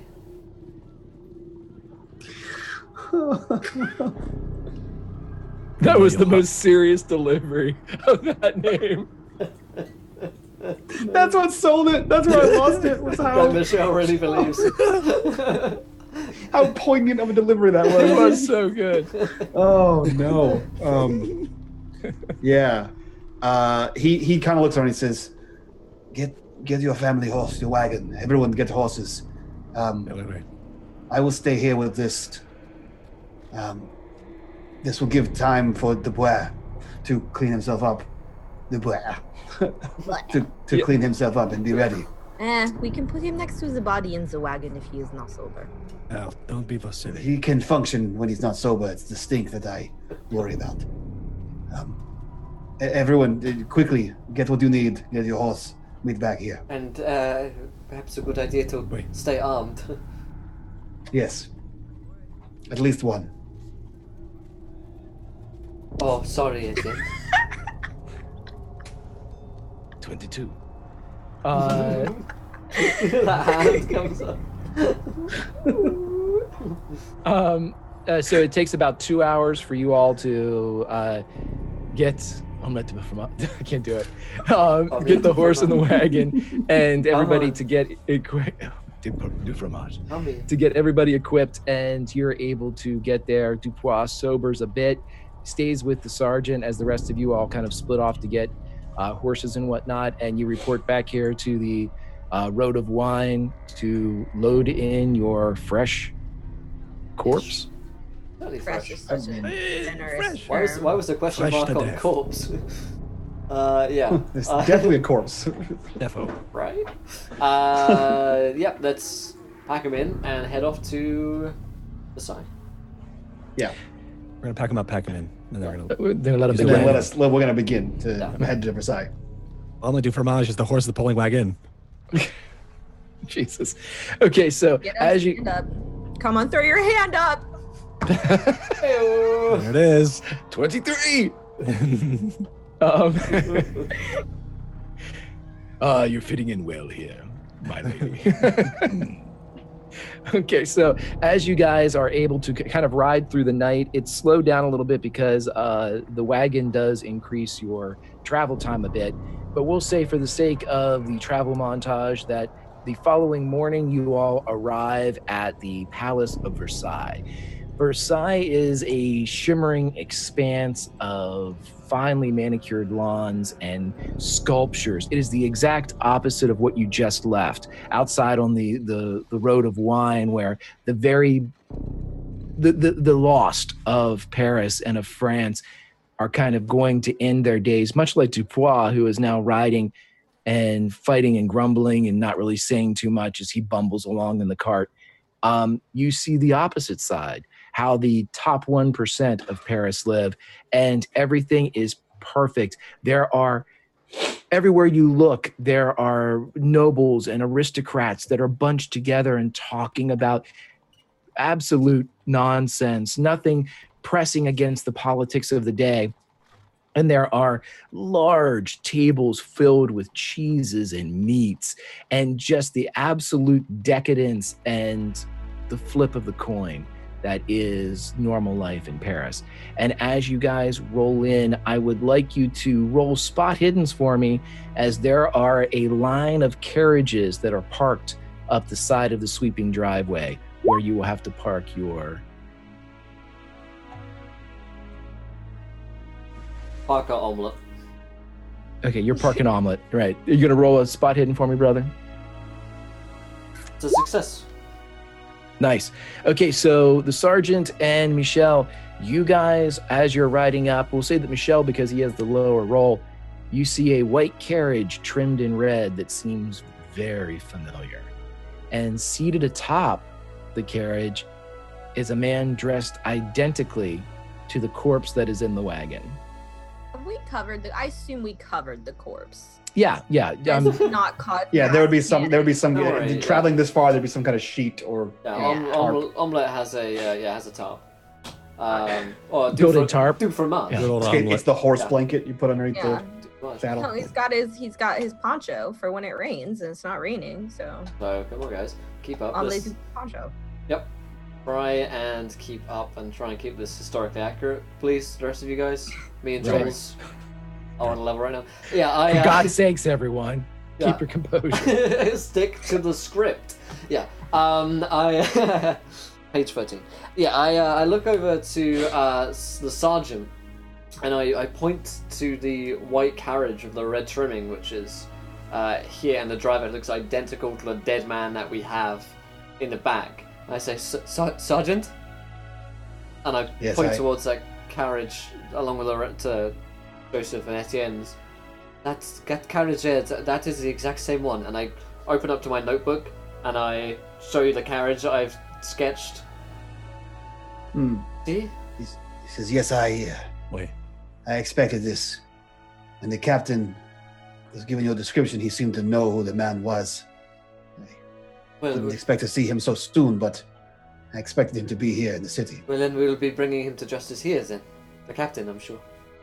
I think this goes deeper than we expect. Let's see what the captain says about what's happening. You don't think this man is in the military, do you? I don't think he is, but I think that his ties run deeper than we know. What about his scarves? I don't know. I just don't About know. his scarves? Yeah. No, he's one of his scars. Oh. No, he said scarves. Damn, he said scarves. Because the ties run deeper than we know, and he says, "What about his scarves?" Oh, I thought he said scars. He took that so seriously. I love it. I just don't know. That's what got me was Mike's response. I don't know. Wow, damn, dude, that's awesome. What about I don't his wear one Fire myself. What about his Don't wear berets? His cravats, man. His cravats. Cravats, exactly. Berets, strawberry at least. Yeah, he's. Omelette du God cravat. damn it. Omelette. Omelette du cravat. Yeah. Are we allowed to take weaponry within Versailles? So Will has to know. We're soldiers. I mean, I assume we're military. We're That's allowed, our. yeah, we're allowed in the Protecting palace. the- Yeah. That's our only benefit. Yeah, there is Yeah. a military presence here at Versailles. You see occasional soldiers walking past, and everyone is armed. They are. I'm so used to playing D&D when they're like, you come to a palace and they're like, we'll take away your weapons, but I forget that Yeah, we're they're the careful. guards in this game. Yeah, it That's is. true. Yeah. Yeah, at this a particular time, Versailles actually had a very large contingent of soldiers that were housed there in a barracks just off of the main grounds, and they were all fully armed the entire time. Interesting. So, Speak for yourself. At least one. 24. Yeah, so Renault just kind of says, let us see what the captain says. Wait. I need to know more about who this man is. Okay, as you guys begin to walk through, you can't help but first off, you have to leave the body in the cart as you guys, unless you want to take it with you. Just drag it up the steps. If you're going to weekend at Bernie's this shit. Yeah, exactly. Dragging that body up the steps of Versailles. Yeah. Right, Isn't that a thing you normally do? right. Yeah. You guys would know that that's Tell the probably Pope. going to be frowned upon. So, When in France. But does Joseph care? right. So I'll leave it up to you all what you would like to do. Or if you, frowned upon. Yeah, I will. Let's just leave it in the cart. okay, so as you guys leave the body in the cart and you make your way through the expansive grounds that is Versailles or was Versailles, you're moving towards the western first writing room of the Grand Palace, which is massive. I mean, you're talking, I believe it's 70,000 square feet. It has 3 different wings on it. It took almost 15 years to build to completion, and the grounds are triple the size. They're incredibly expansive, and they have little areas and pockets of aristocrats that are talking. And as you all are kind of walking through, you hear several different things that the aristos are talking about. Louis Joseph of France, the 7-year-old Dauphin and heir to the throne, the crown prince for them, is gravely ill with consumption, which is tuberculosis or the white plague. They're expressing, various measures of false emotion as they say it's a terrible thing. He was always so sickly as a child, and he was sent to Paris months ago. The common folk continue to hold their meetings. They talk about it in very dismissive tones as this third estate tries to get traction, and they're speaking and talking as if this was a matter for something a world away and not 12 miles north. They also, in whispers as you pass, particularly when they see that you're soldiers and they realize that you couldn't possibly do anything to them, they express open disdain for the monarchy and how the king himself is broke.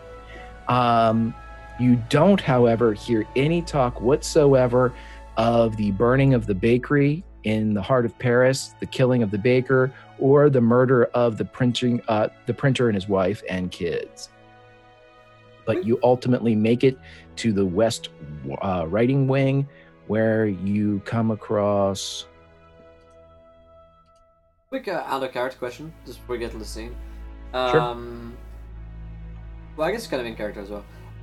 Would we know how one another feels about the third estate and the aristocracy, that whole dealio going on in the city right now? Not unless you made that clear. Joseph has said a few things.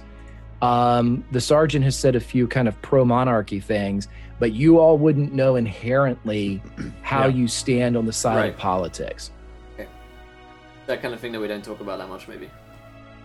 Right, especially as soldiers, you really don't have a feel for it, but it is something that each of you probably does have a very, very strong opinion on. Right, In the very least, yeah. Because there are people attacking us in the street every day, right? So, okay. Right, or throwing things, or even the aristocrats too. The soldiers are looked upon as poor by the aristocrats, and by aristocratic dogs by the poor. So they get the worst of both worlds in that they are, frowned upon, spat on, talked about by just both like sides. the top, with like the surface or like the skim on the surface of the or the scum on the surface of the third estate. The visible face. I thought you were gonna say we're like the skin on the surface of a pudding. There you go. I'm hungry, kind of. So no one likes it. Mm-hmm. Unless it's unless you're a pope. In which case you're probably looking for some skin. Unless it's Yorkshire pudding. Will hitting them out of the park today. Go on. I mean, the caramelized thing on top of a creme brulee is basically the skin on top of pudding. Just saying. Oh, don't do that to the caramelized thing on top of a creme brulee. That's delicious. Not okay to do to creme brulee. Do not compare it to the skin that forms on the shitty pudding you make. Well, that's the name of the next horse. Skin on the pudding. Skin on the creme brulee. Oh, creme brulee. I don't know if anybody saw this in chat, but Hobbit said, "What about the butcher and the candlestick maker?" It's the baker and the printer, but they're still kicking, man. That's good. I like that. They're getting a lot of FaceTime, actually. The butcher thing. Yep. Okay, so as you all walk into Chandler, right? As you all walk into the writing room, you are met with Captain Milan, and you are met with Dr. Regault, as they seem to be conspiring together in close confidence as you walk in. And in daylight, Dr. Regault looks even worse than he did at the catacombs 2 nights back, as he is absolutely on his last legs, just profusely sweating, even in the relative cool of Versailles. And you can hear him okay, as you guys walk in. Do we know where to find the captain from here? Yeah, the captain's in there with him. Oh, he's in there with him. Yep, they're in there together. Hey, did you know you have a description of the creme brulee as well? I missed creme brulee. I'm sorry. No. I got distracted by the creme brulee, to be perfectly honest with you. I think Sergeant Renault just kind of walks into this without any kind of formalities or anything like that. Just there's the corpse outside that we have, and I got some shit to do. The doctor being there is a matter of convenient happenstance. He looks over and he says, "Capitan, we have something outside that you need to see, related to the events of yesterday and the carriage we mentioned before. Perhaps the doctor should come." So after several minutes, you walk back. You don't talk along the way, but as you get to the large expanse and stand of carriages and the wagon, when you get there, the wagon is empty. The sheet's there, though. The tarp was left behind. Oh, good. That's good. Now the horse won't get wet when it rains. Yeah. I look at Omelette. Did you eat him? No. This is not good. Fromage burps. This is not good. Shit. This makes the corpse question mark more worrying. I didn't think to have someone watch this. Fuck. Excuse my French, but there was a. I couldn't get the joke out. I couldn't get it out without laughing. There was a man in the cart. A dead man. He looked just like he was the driver from that carriage, and I point to the red and white one. They look identical. The carriage is still there, and the driver is there, and he seems to be looking in your direction. Regault pulls the tailgate down on the cart, and he's like examining by the tarp, and you see him kind of pull his fingers away, and they have a very dark, almost burgundy to them, as it appears that he has found blood. And he turns into the captain and kind of rubs his fingers together and nods. And the captain looks at the sergeant and says, "What happened?" Still not trusting this Regault kind of guy. He sort of like grabs the captain by like right above his elbow and kind of turns him away and looks at the rest of his soldiers, and he says, in like a low hush voice, the man attacked Joseph. He was killed. More importantly, the man had no skin on his entire body. What do you mean? He was diseased? No, I believe it was removed. But we thought at first. We thought it was disease, but it doesn't seem as anyone would ever survive that. He did not seem diseased. Joseph said he struck him and broke a tooth. A man with a disease that would remove your skin would not be able to have that much power behind the punch. He he also had this, and he reaches inside of his coat pocket and he pulls out this massive dagger. He says, and he had one of the pieces of propaganda from the events of yesterday, one of the ones we burned. He must have been there before we got there. Was he with this white carriage? Is that the one he was driving? I don't... Michelle says that he looked just like the driver that is there now, but... He pulls Michelle over and the captain kind of pulls him into a confidence with his hand on his opposite shoulder and pulls him close to him. And he says, Michelle, is that the carriage you saw? Oui, it is, Captain. He looks over at Dr. Regault, and Regault casts a very quick glance at the white carriage, and Milan turns and kind of pulls all of you into a huddle almost to kind of just the soldiers. And he says, that belongs to a friend of Marie Antoinette. His name is Comte Fenelick.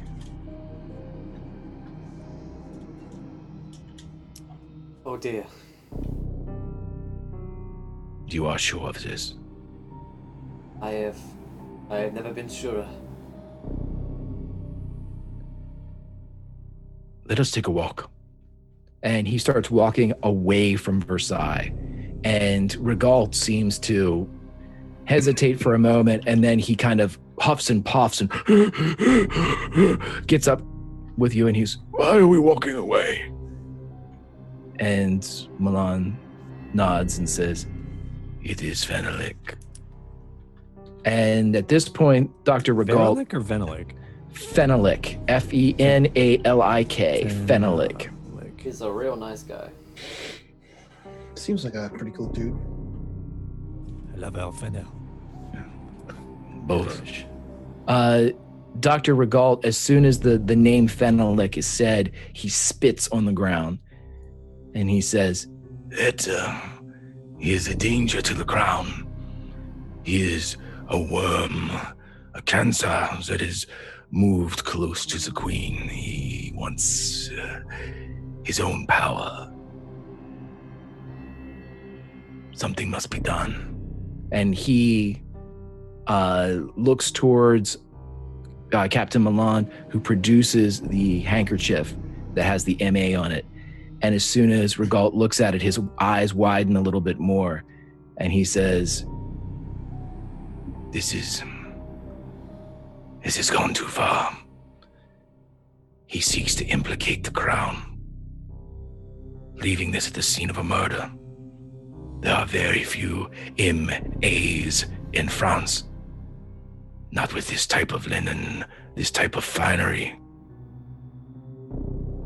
He wants to start a war. Thank you, Stone. Appreciate it, my man. And Milan turns to you all, his eye cocked a bit as if to gauge each of your reactions to this news. And he says, my friends, this isn't about being soldiers. This is about being sons of France. He must be stopped. Wait. Say that again. The whole thing. Start from the beginning. You mean Fenelick is the guy that we need to be stopped? No. The sons of France. Yes. All right. Why would you use that phrase? Because we are all sons of France. All of us. He kind of looks around, like, cautiously to everyone else and says, this is not the first time we've heard the phrase very similar to this. Wait. Have you ever heard of the Sons of Paris? Not any more than the term used for countrymen. Regault, when we were delivering your bodies to the catacombs, there was a disturbance, if you recall. I came out from the tunnels with all of my men and I said that there was an animal down there. There was not an animal at all. There was some man, deranged, attacked us. He was killed. I don't quite understand what happened to his body, but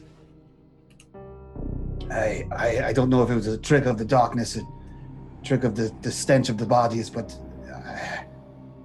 I could have sworn his body disappeared. And then a voice called out from the darkness and said that there were more of them, but not as feral as the one that attacked us. And they called themselves the Sons of Paris. There's something living in the catacombs. Live in the catacombs? The poor? I thought it was the poor that they just driven out there because meat is meat, but with the body disappearing, the skinless form, this, and he pulls out the dagger again, and this symbol, I have seen it before, it is a symbol of the occult. I believe that the man who was wielding this dagger believes in some occult power. I don't understand it. I don't believe it myself. I believe in the one true God, but this is too much, all too soon. The person in the catacomb had a face of a dog. Of a dog? Yes, but he spoke. He spoke the king's French. At this point, Regault steps forward and he says, I have heard of this type of being before, but I've never seen anything like it. Well, we have. What is it? There were, during the Crusades, there were men that turned to eating the flesh of the fallen, and they became something else. Ghouls is what they were called. You're not being... that happened? I don't know. There's too many strange things that I don't understand all happening at the same time. It cannot be coincidence. It has to be something more. I don't know how they might be tied together, but... Milan steps forward and he says, I believe I do, Sergeant. There have been attacks on rabble-rousers, people that are prompting the Third Estate. We've had our suspicions, but never before has Fenelik been so brazen as to ride his own carriage to commit these atrocities. He seeks something, whether it is an increase of his own power and worth, or perhaps he thinks he can keep the poor from acting. But this, and he holds up the handkerchief, this is something else. He wishes the poor to learn of this. He wishes them to see the printed word, the know your place. He wants something bloodier. We must stop him. What does he have to gain from this? I do not know. If he is wishing to implicate May, then maybe he seeks to win power? Yes, but what power could he win? He's not in line of the throne. We would know of the name. I don't... He could position himself to be a powerful advisor. Such things have happened before. He is an advisor, but he is German. He cannot wield the throne of France. He cannot rise in the ranks, other than being favored by the crown. We need more information. Then his country benefits if France falls. Perhaps. What if he seeks to hurt our great monarchy? Throw the city into unrest. Chaos. It is already on the tip of a knife. The city is already a powder keg. All he has to do is light the match. What I'm thinking, Sergeant. You are right. and Regault steps forward at this point. He's nodding, and he looks around at you all with different eyes, and he says, These are the right men. Captain, you have brought the right men. And Milan turns to you all and he says, You must speak of this to no one. I believe it is us and whatever forces at work. I need you to go to the estate of the Comte. I need you to go and see what Fenalik is up to. Should we not Find- arrest him, Captain? We have no evidence. A handkerchief is not evidence. Well, we have no evidence because we burned it. No, the woman, she saw him. Well, the evidence you speak of that was burned, Joseph. Her. The evidence you speak of, Joseph, that was burned would not have implicated the Comte. It would have caused more riots. It would have. The blood was it was the blood of the printer. This would have enraged the populace. right. It was not burnt to keep a secret of who the Comte was. I burnt it to stop more riots. If a single one of these pages got out and anyone knew what the red ink was, you think the baker was a tragedy. There'll be riots like what Etienne put out on the regular every day. It will be one. We. And he looks at Joseph, and the captain nods, and he says, The word of a shattered and broken peasant woman. It will not implicate, it would not condemn, it would not incarcerate someone of Comte Fenelik's standing.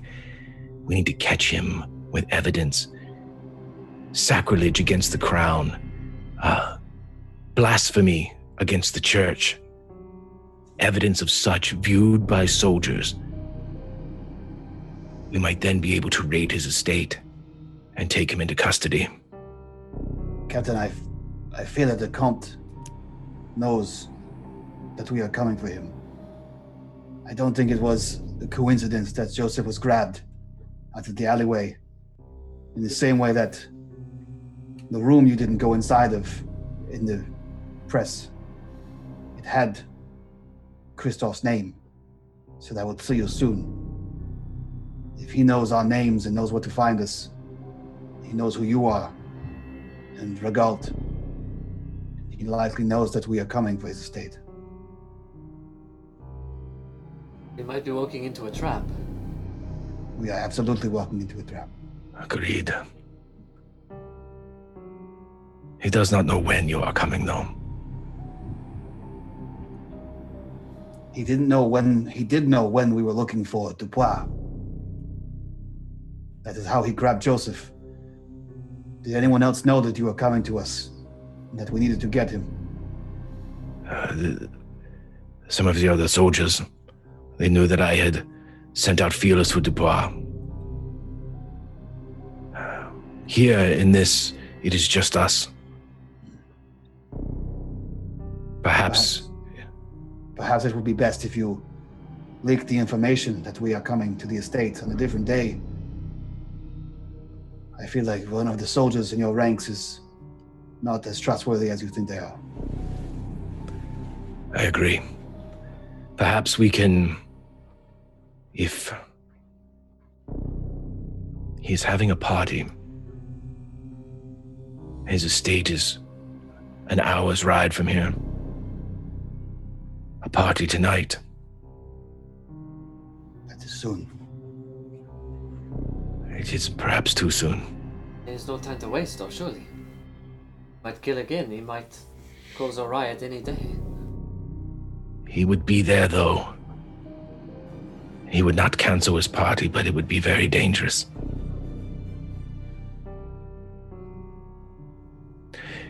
Prepare to leave. I will send word throughout the ranks that you are returning to Paris. That you are to continue the investigation into the printer's death. Good. Dr. Regalt? Captain. I don't say that to Regal. Yeah. And Regalt kind of steps forward. Yes? Tell all of your friends that the soldiers, the investigators that were here are returning to France. I shall. Go to the estate. Learn what you can, but if you smell anything, Sergeant, leave. I will.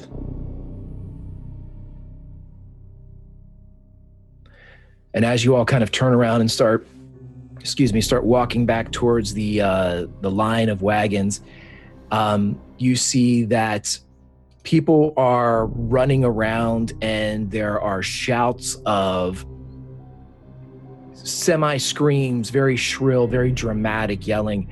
And as you get closer to some of the groups, you find out that the report has just come from Paris that the Crown Prince, the Dauphin, has died.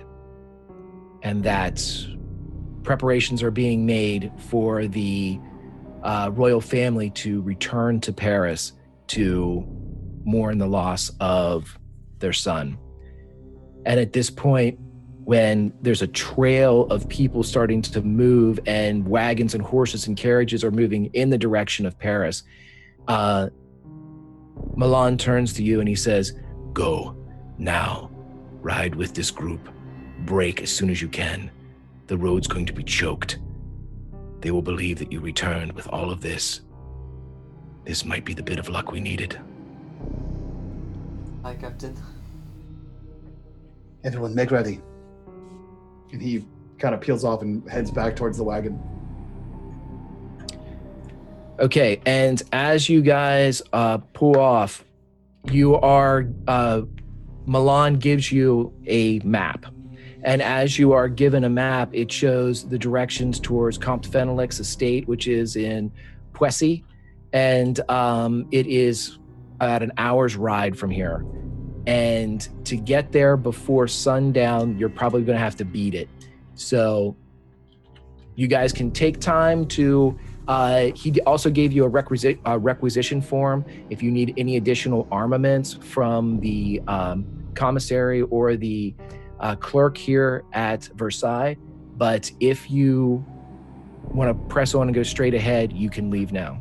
It's totally up to you. Equip or go. Joseph is gonna ride up next to the sergeant and talk only to him. And Okay. he's going to say, he knows every single one of us. And if we go in there like this, we will not be going in at all.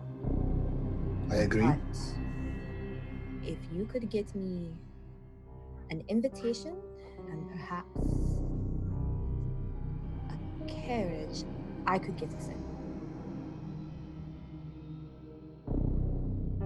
In as in an invite to the party.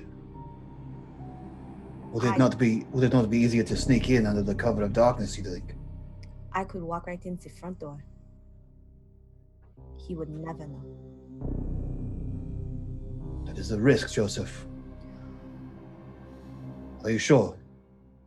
I am so sure. I just need to make one quick step, or two, maybe three. Wow. I have to borrow something from my wife. Well, it's going to take you hours to get back to fucking Paris, right? Well, yeah, that's true, I guess. What you need could be found here in Versailles. Okay. Ah, that is true. This is, worst case scenario, we could get you and, do you think one other in with you? Yes, not in these clothes, though. Not Michel, he's jumpy like a rabbit. What? What about Christoph? He seems just the kind of person who would like to be in the party. Ah, yes, I think Christoph would be perfect. Greg, do I know how difficult it would be to procure I assume nearly impossible to procure an invitation, but a carriage? We have access to a printing press. We do have access, but it's all the way back in Paris. Why And don't we you only take, have blood. why don't you take omelette to fromage? Yeah. Right. Omelette du fromage can pull the wagon. We're going to make her look real pretty. Right. You will put bows in her hair. You will go to the ball, omelette. You will. And this is my date. Finally. Right. My date. Um, Special lady. I will tell you this: you can definitely get a carriage, one that would blend in with the aristocrats. You cannot, however, procure an invitation. The aristocrats. Shit. Okay, so the carriage is a doable thing. I think at that point, like, so if you're still up there, I could shoot us in. you shoot us in. That's what I expect. Can you, Yeah, can you that's- put your invitation hand on? Let's call that backup It plan. is like- Let's call that plan B. Shoot by Well, way. now there are people in Versailles that may have been invited. Yeah, that's what I'm thinking. I'm thinking that someone has seen Kill it, and them. we can at least see that. Got Is it. there someone who's been invited who has anybody who's a brunette? We do the equivalent of looking on Facebook at the going list and seeing if there are any hot chicks. It on looks like the Pope is maybe. there. Skinless Pope, maybe. He checked out the But he skinless always pope. does. it. maybe. The skinless pope. He checked, hilarious. he checked only interested. Yeah, he always does that. So I'm we never assuming really we know. like kind of sneakily turn off the road and like Which guy? start making our way back to Versailles, right? To grab Sure, the yeah. champagne. Yeah. Is there a servant's entrance? There are plenty of servants' entrances, yes. Okay. If you want to check Is there around, a laundry room? yes, there's a couple of them. Because I really need to do mine. Yeah. No, actually, Me that's too. gotta load right here. Looks at a hamper. It's right there. No, can Joseph like, I mean, as a kind of like, there's, I guess Versailles kind of has the idea that there's soldiers pseudo everywhere in terms of like, Joseph could easily kind of walk into the laundry room. Joseph can go anywhere that the poor or the servants can go. The only place that would be difficult for him to kind of get into would be anything that was restricted to the royal family, because he's not royal guard. He's just like a base soldier.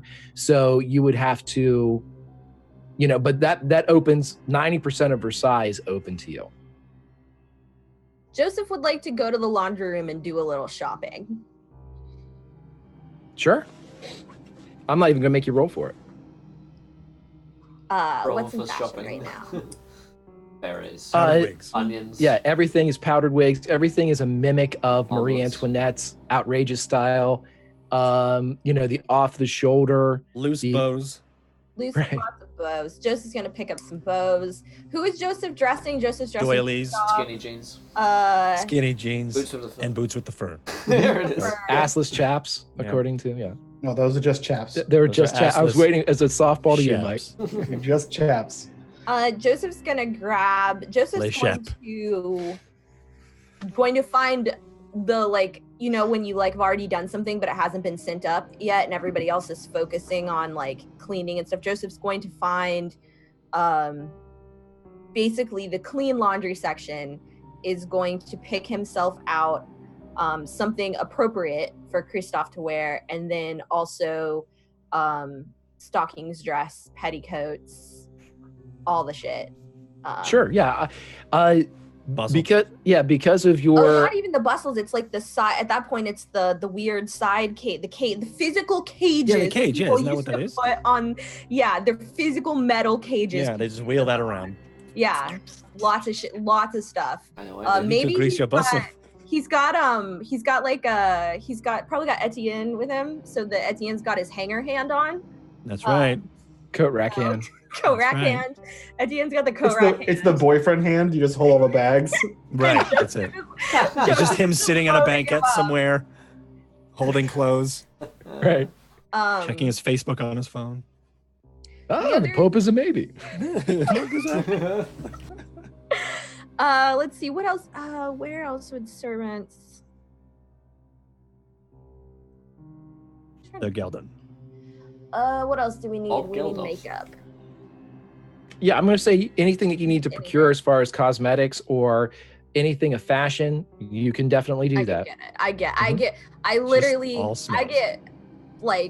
get teenage mall party shopping ready. Wait, There's so we have like a montage. Montage, Yeah, like a mall montage. montage. Etienne and Joseph, With like you getting out of like the curtains that are just the makeshift curtains of the Yeah, laundry Christoph's going. lines, and you're Christoph like- goes. 1980s montage. Yeah. no, like so yeah, Etienne's like- Joey DeVivre and, got his thumbs down hand. Joey Hugs go to the King of Prussia Mall, and There it is. buy some shit for tonight. I know where that is. Mall That's a- side. That's a real mall, guys. It is. It is. Yeah. So yeah, we're gonna load up and we're gonna JC grab a Franks. little soap too, so that we can scrub down a little bit before going in here. Though a lot of nobody's super bathed back then, so it's like the aristos smelled too. We're gonna grab perfume. Fuck soap. Sure. Yeah, And cover that's it. everything we need. And Mask let's get on the road. Also, really good shoes. Okay, so you get like some Uncomfortable shoes. Yeah, the French Uncomfortably equivalent of fashionable. Axe body spray, and you just De kinda, toilette. A lot of called- hair gel. Maybe. It's Axe de guillotine. toilette. It's Right. guillotine Axe de toilette. body spray. Guillotine bodies. knocking them out of the park, dude. That's it, guys. That's the show. We gotta go. We're done. Yeah.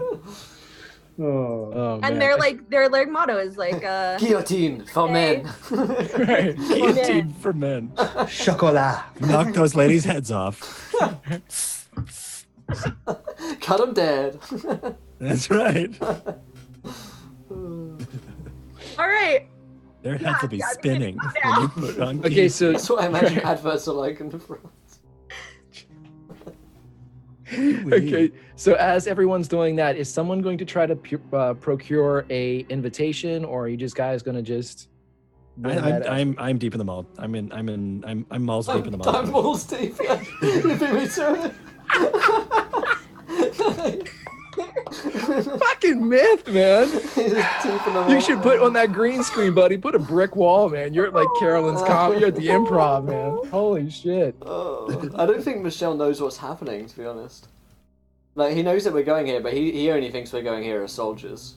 Wait, is Michelle a young enough guy that we could I'd say he looks a little bit, what's the word I'm looking for? I can't think of the word. He could pass for a girl, right? I was Androgynous. gonna Androgynous, that's the word I was have looking for, Michelle yeah. if he was cute enough. We got Kristoff, but we don't like have him role playing wise. I was gonna maybe see if Michelle could flirt an invitation out of one of the ladies' maids.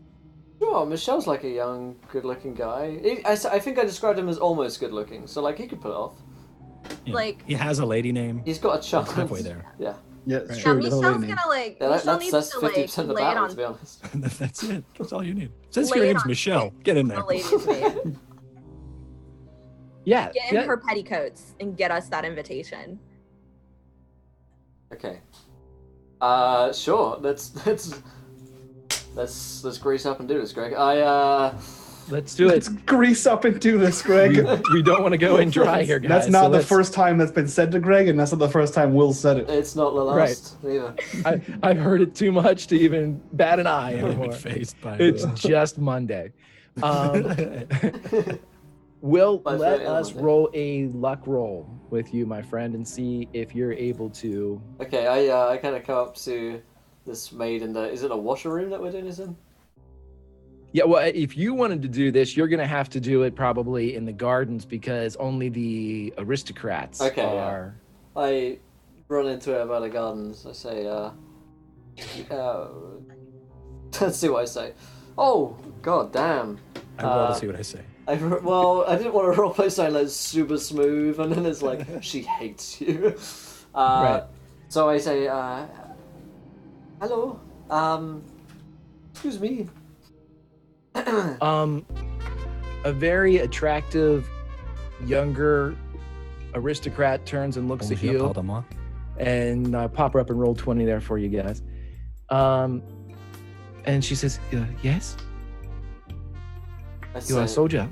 Oui. Are you going to the party tonight at Comte Fenlix? She kind of turns her nose up a bit. No. My father will not allow me to go there. Oh, That's German, not to go there. yeah.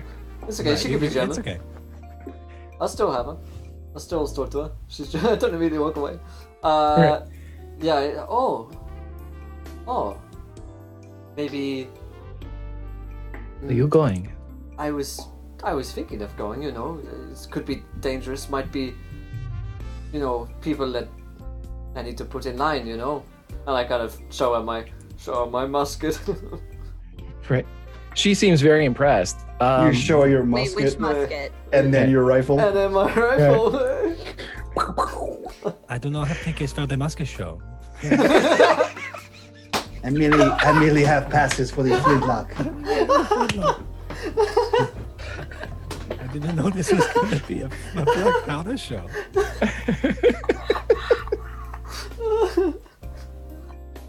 God damn. It's so funny.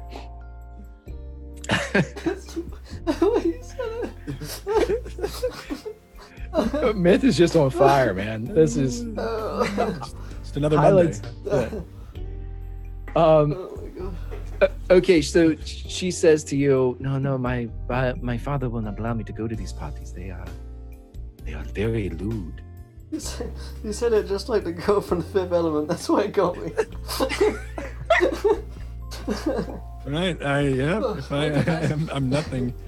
If not, Mila Oh. Jovovich, You're right? not like if not Lilo Dallas. yeah, Right. right, exactly. Yeah, chicken, Oh, Lud. Multipass. multi-pass, I say, musket show. oh, Lud, well, is that such a bad thing? As I light my pipe. Right. The color rises to her cheeks as she looks at you a little bit differently, and as described, where You're Michelle is immediately put off because it's France, and if anybody shows any sort of life in behind their makeup, they're disgusting. right. But this girl, as described, Michelle is almost cute. Where there's a line somewhere drawn. She stepped over that line and now sees Michelle a little bit differently at his mentioning of whether or not lewd is entirely bad. So she kind of saddles a little closer as you two start walking through the gardens, and she says, "Why would you want to go to Fenelix? We've heard terrible things about him. Well, I wanted to see if the stories were true for myself. You're not scared?" Me? Scared?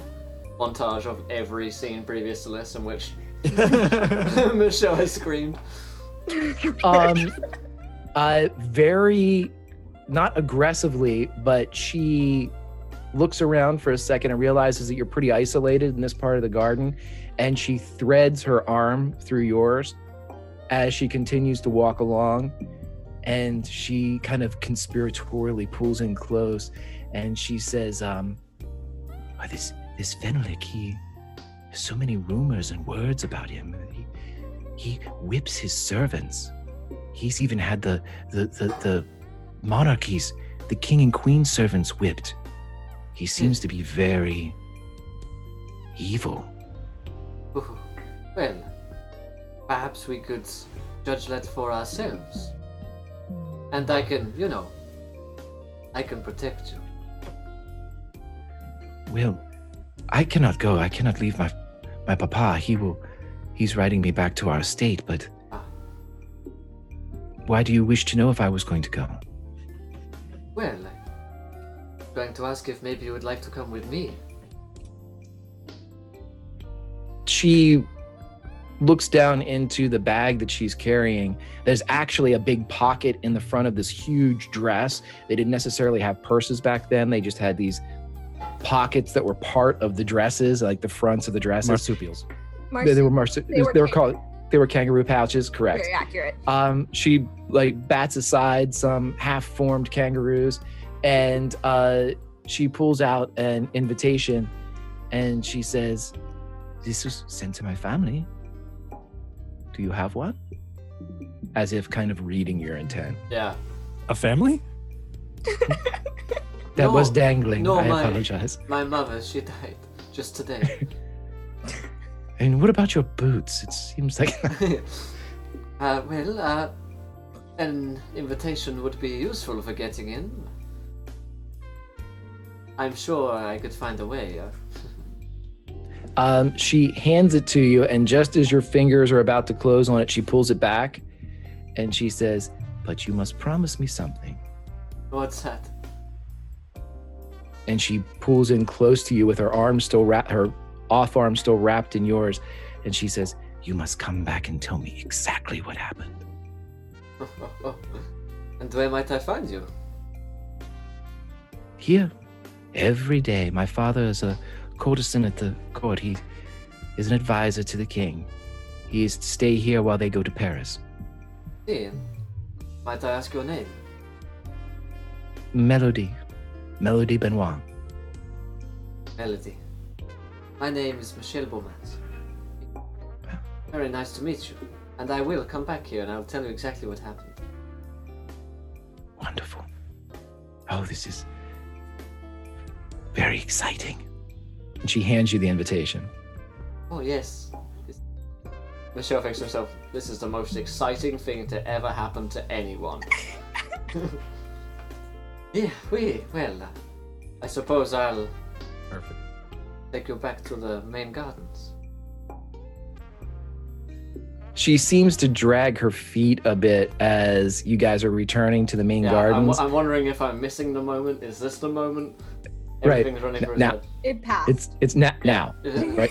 Yeah. Is it now? It's now, right? Guys, I want to take this time to remind you that Will's a D&D sex icon, not a Cthulhu sex icon. So That's right. let's just clarify this. I don't know. Did He's you see playing his a tentacles character. when we started? Right? It's Are true. we- Are we playing horror movie rules where when Michel loses his virginity, he dies first? First Yeah. death. Okay, Yep. I just wanted to That's check. why I'm not Yeah. doing this. George. Yeah. Right. I know The what I'm snake doing. comes That's why out of the Michelle pipe. is Yeah. booking it back. Sure, Will. That's why. Yeah. Those of you that mock Will do not understand. He knows the rules here. Yeah, you guys clearly haven't read the Keeper's Handbook. Right. I think at this point he like is just dragging their feet. Like he's like, is it now? Is it not? Is it now? Is it not? He just like pins himself up to the point where he just lunges. He's going in. He's yeah. Let's With roll his another. rapier. Let's roll another luck lunges. roll. Oh Just- my god. Gets right. This would have been a great roll if you hadn't rolled that nat 1. Yeah. You got 5 others. Yeah. So- wouldn't it? Just as you go in and Michelle makes the attempt to go in for the kiss, Headbutts her. Melody seems to stay and hold position, and her eyes even start to close a little bit. Just as you hear from across the garden, "Hey, what are you doing there?" And she turns and she says, "Oh, Papa, nothing." She go, as she motions to the side of you. As Kiss my Pepe. I'll come yeah, back. this. I'll come back for you. This It's very Batman. this very angular, very aristocratic man comes clip-clopping up in his 3-inch pumps as he is heading towards his Buckle shoes. right as he's heading towards You're a his Giant daughter. mole. I hear him You are first. he oh my word is Seems du fromage, right? seems as though I fired my musket too soon. Ah. Stay out back my feet. Attach the bayonet. Ah. Zoe said to keep your powder dry. Okay. The fuse, it was too short. It's a common problem. I am told. Yes, she said no when she saw my wee wee. Okay, so anyway, Yes. okay, you're able to quit, and you guys are all after these hijinks ensue in Versailles. You are able to meet outside. Joseph has acquired the necessary implements that he needs, and Michelle has acquired a new friend and an invitation to the comp's party tonight. Write down her name, Melody. I show her my. I show them my invitation. I Will, managed. put I a- want to tell you, it says die in her name. Put a so heart. it's not gonna Put a work. heart next to her name, Will. Save it in your phone. Yeah. Okay. That's how you know it's serious when you put the heart next to it. Lay heart. Lay emoji. Emoji. Limoji. Oh. I say I come back like blushing and like looking as though I've ran through a hedge or two, and I got the invitation. Well. It went very well. There was this girl. Name is Melody. Show her to me. Her? Are you sure? Did you make her up? No, no. Michelle, did you run here? You are quite red. Oh, no. I just took a little detour around the gardens with Melody. Was that her name? Detour? That was No. Melody. I show. I understand. I show my invitation. See? I point to the name on it. He takes it and smells it and I see, and hands it back. Do we need to have the talk about the birds and the bees and how babies are made? Did you get this girl pregnant? What? No. Her father walked in. Oh. Not. Oh no. No. Ah. It's okay. It happens to a lot of men. Yes. I see you got close to heaven, but you were sent away. I understand. Right, there was beating around the bush, but you ran right through it. Then I start pulling leaves off his shoulder Wait. from the edges. As we try to delicately, good old-fashioned soldier rib him. That's right. But Michelle has absolutely no clue what we're saying. No. Because he's Michelle. Yep, Sex. that makes sense. All right. Oh. Okay. Yes, I do like pretty girls. I don't understand what you're saying. Soldier No, stuff. we did not. There was Oh, I do love this banter we have. All right, did you? That's how I feel about every new person that comes on a Monday show. Oh man, you guys are funny. I'm glad I'm here too. I'm here. Oh man. All right. As you guys are where's the rest of our invitation? You only got one. But she only had one. It's a plus one. You would go and you bring Right. a plus one. She did say though. I'm going to bring a mathematician. She said that came too naturally to you. That was terrible. That was so bad. That was so bad. You knew it was bad, and you went. that was the sell. My boyfriend's so proud of me right now, though. He's like, Oh. he's like in the kitchen. Single he's like, tear. He can't hear me, but he's like, oh, I made a pun. He felt it. He felt it in his heart. Since the disturbance in the force, I say she said Where's the third monitor? she said Fenelik's parties are dangerous and lewd and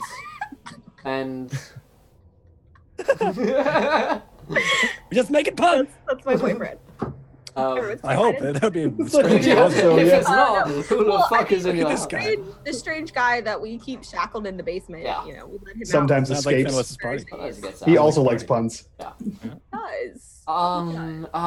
He said the parties were lewd and that Fenlik he whips his servants. He is evil.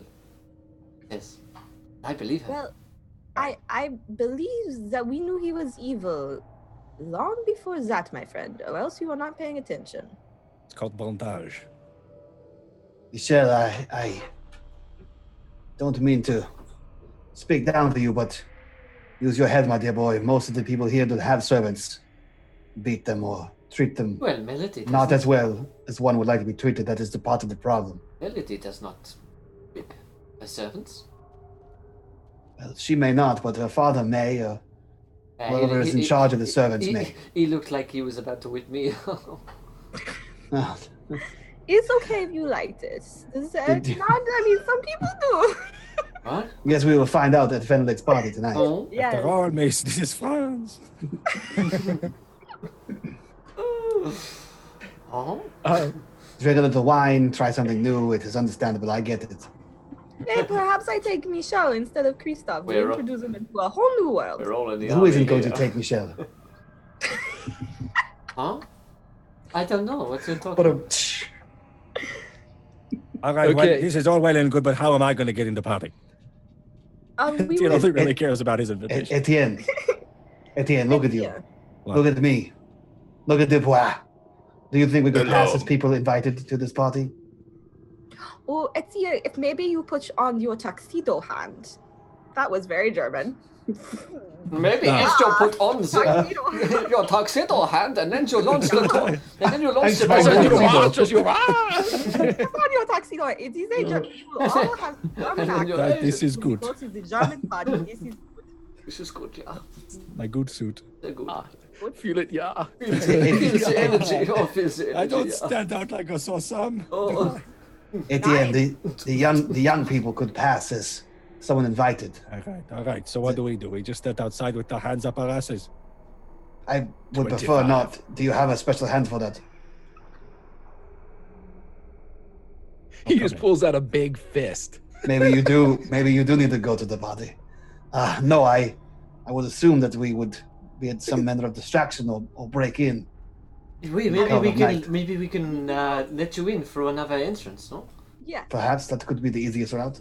I will let you into the servants' entrance. Well, the at the entrance. At the entrance is wherever you want it. Perfect. Ding. Clint. Right. Okay, so you guys get to the estate. Now, as of yet, when you guys pull up you go through a very small village, and you can see the estate sitting on a hill. It seems to be a very large, even though it's newly built, it appears that the estate itself has been made to look much older. And there are several different styles kind of at play here, but the number one is Gothic. There are actually 2 towers on either side of eyeliner. Yes, this is very heavily goth inspired. I got like black lipstick. This house has too many different ages. It is very gauche. Can we assume that we need to pull over to like the side and find a place to change? Right. There is very heavy forest surrounding like 75%.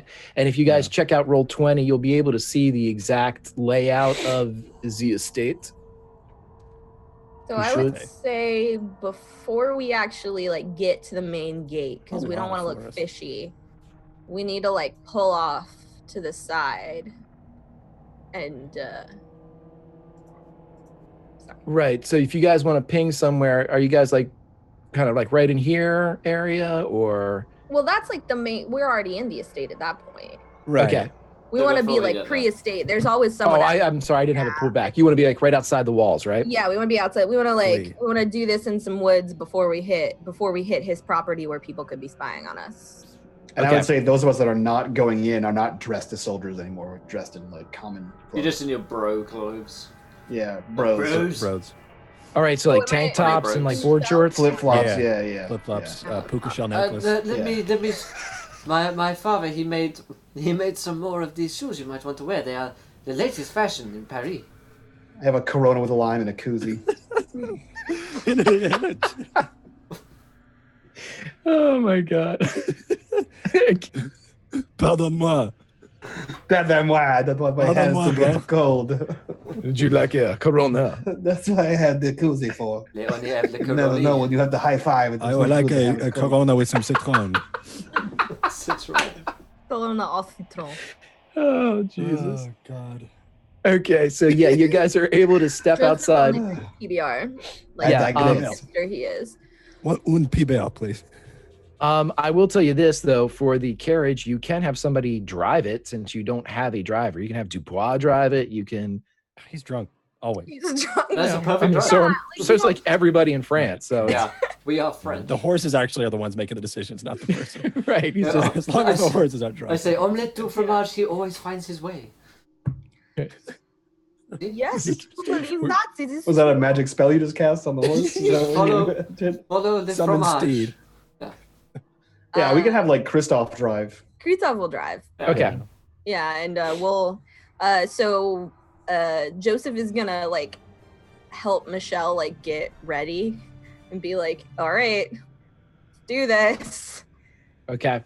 So after the diddle-doo, it's starting to get darker out. You're starting to see a couple of the carriages start to arrive. Joseph, why don't you explain to everyone, the audience and your players, what happens after Joseph and Michelle get ready? So Joseph's gonna like in his clothes like get Michelle like almost like dressing like like your kid. You're like, oh my god, will you please hold still? And Fine.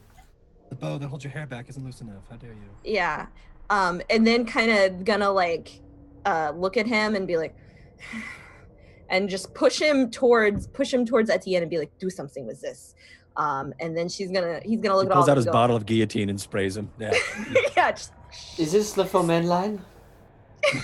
Under the arms and across the chest and around the neck. yes. Especially in the crotch. Maybe on the Crotch. feet too. They say it's for your arms. Press some know your it's press for your your wrists crotch. together and then touch your neck. It's a trick. It's a good trick. Yeah, and then just gonna soon. say, all right, and now all of you are going to turn around. I do so unquestioningly. Of course. We're in a carriage, I don't understand. We're outside the carriage. You can't get. Okay, I understand now. He turns around. 5 people can't get one man Where the rest of am the I? carriage. I mean, have you seen those carriages? They're pretty roomy. Yeah, they're not that really. And Joseph is going to put on his dress. But first, there's a lot of padding that's gonna come undone from the stuff he wears every single day. And he's going to get a lot less boxy. And he's gonna kind of hit that stage where he's got like the cages and like the petticoats, but the dress is like not going on without help because you basically needed like 12 people to dress you back then. And she's going to say, Etienne, put your coat hanger hand on and help me do this. All right. That flipped me the fuck out when you did that. Yeah, and that yeah. tail went Tail. by. Yeah, not your Yeah. cat hanger hand, your coat hanger hand. That's the difference. Yeah. I guess I go and help unquestioningly. And then you turn around and it's not Joseph, it's Martine. Hello. Where is Joseph? What have you done with Joseph? Yes, this is actually exactly how this What is happening? Why is there a woman here? What There's did you a do with woman Joseph? here. Well, Hello? Hello? hello. No, it Bonjour. bonjour. Are you lost? No, Michelle, you are an idiot. Has anyone ever told you that if we die tonight, it's going to be your fault? As I tell him several times a week. Really? Yes, I know. Who is this woman I- coming here talking to you like It that? is part of I my am- daily affirmations. Hi, it is me, Joseph. I am not Joseph. You just said you were, and now you're saying you know. I see. This explains why you are a terrible soldier. Women Oh. are terrible at Because most she's a things. woman. All right, Yes, I yes, understand. because women are most Oh. terrible at most things. Honestly, I Yes, can yes. cause the whole plan to That get is why you can cook so well. Okay, I don't agree No, with I'm- this. Everything makes so much Okay. sense. You wear such nice I'm out. clothes. What? What was that, You Misha? wear nice clothes, but I mean that's I do. not that I've do wear noticed. clothes. You are bad at clothes, Michelle. So everyone else's clothes, they look very Do good. I need to keep holding your clothes? You here? need to put the dress on me now and lace it up the back. All right. So I'm not It's standing here. Gonna be hard for okay. 22 Could kilos someone of else flesh. hold the lace here? Do you understand that he Like- cannot articulate with only one hand? Yeah, He has a this is- lacing hand. We went over it. lacing. All right, you're right. There it is. You just look down and it's ready. Right. Oh, I do. One of The threading hand. You guys didn't have. Okay, y'all don't have these. It never As a stops. kid, there was this tool you could buy, and it Yeah, would braid your hair for you. If yeah, you were- we had that totally. Yeah, well, I mean, Yep. I did. but it's real, and it's honestly, I had to. Maybe fucking Will stop. did. Look at his hair. I know I did. Look at Someone this. out there. You think this happened naturally? Come on. Years. Years That's of work. dangerous. Anyway, It was. But I pulled it off. perfect. Yes. Yeah, I guess I used my lady dressing up hand. Yeah. And dress her up, I guess. Yeah, as Have one you got does. your lady Perfect. dressing With down? one huh? wooden arm. Yes. So just for there's questions in chat. Yes, Joseph is in fact or was in fact born a woman. So Martine. Joseph is Right. Martine. Whoa, Sergeant, And are we now really please, going Joseph. to go ahead to this mission now that we know that we have a woman on the force? So confused. What would the I captain think we think? have something more to worry about right now, but we will revisit it. What is the rules on this? I mean, Way more comfortable with how everything has turned out.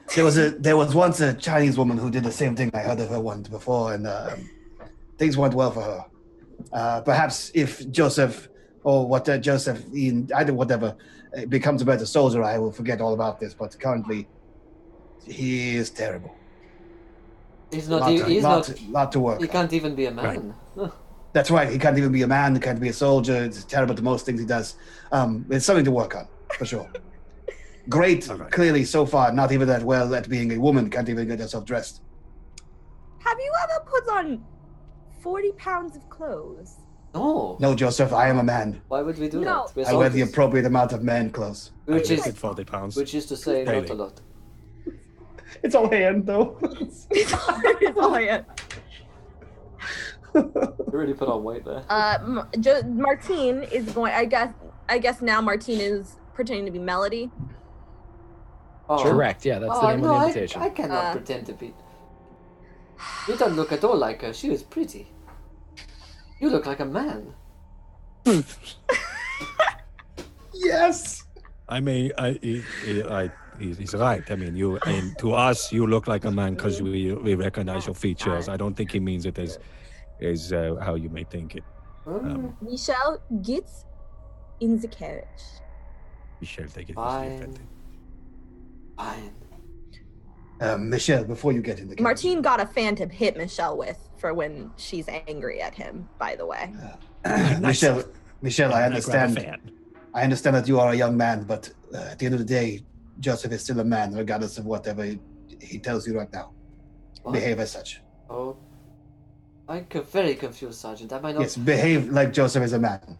But Don't am try I, anything. I'll find out. am I not supposed to pretend that he is a woman? For Yes, but Gender don't act. is just a don't- word. Let's not get into it. don't- all right? don't It's all act on it. arbitrary.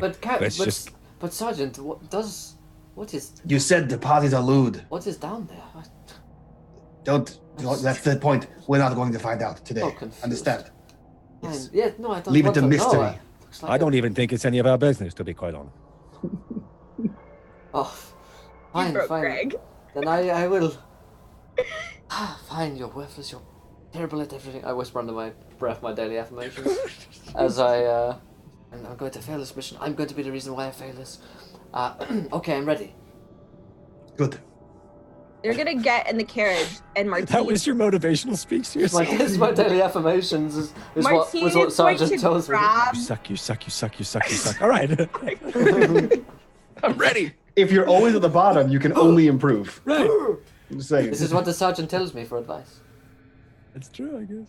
Martine is gonna grab like mom style grab Michelle by the chin once they get in the carriage, and she's gonna say, "Look at me." I am the captain now. I couldn't. I'm sorry. Captain of my heart, I say, oh, Captain, my captain. I look at her. Can you do this? What? No, I don't want to. Can you do this, or we will die? I don't If we want. get caught in there. What do you mean, do this? Can you pretend to be anything but what you are tonight? Perhaps you pretend you are Christophe.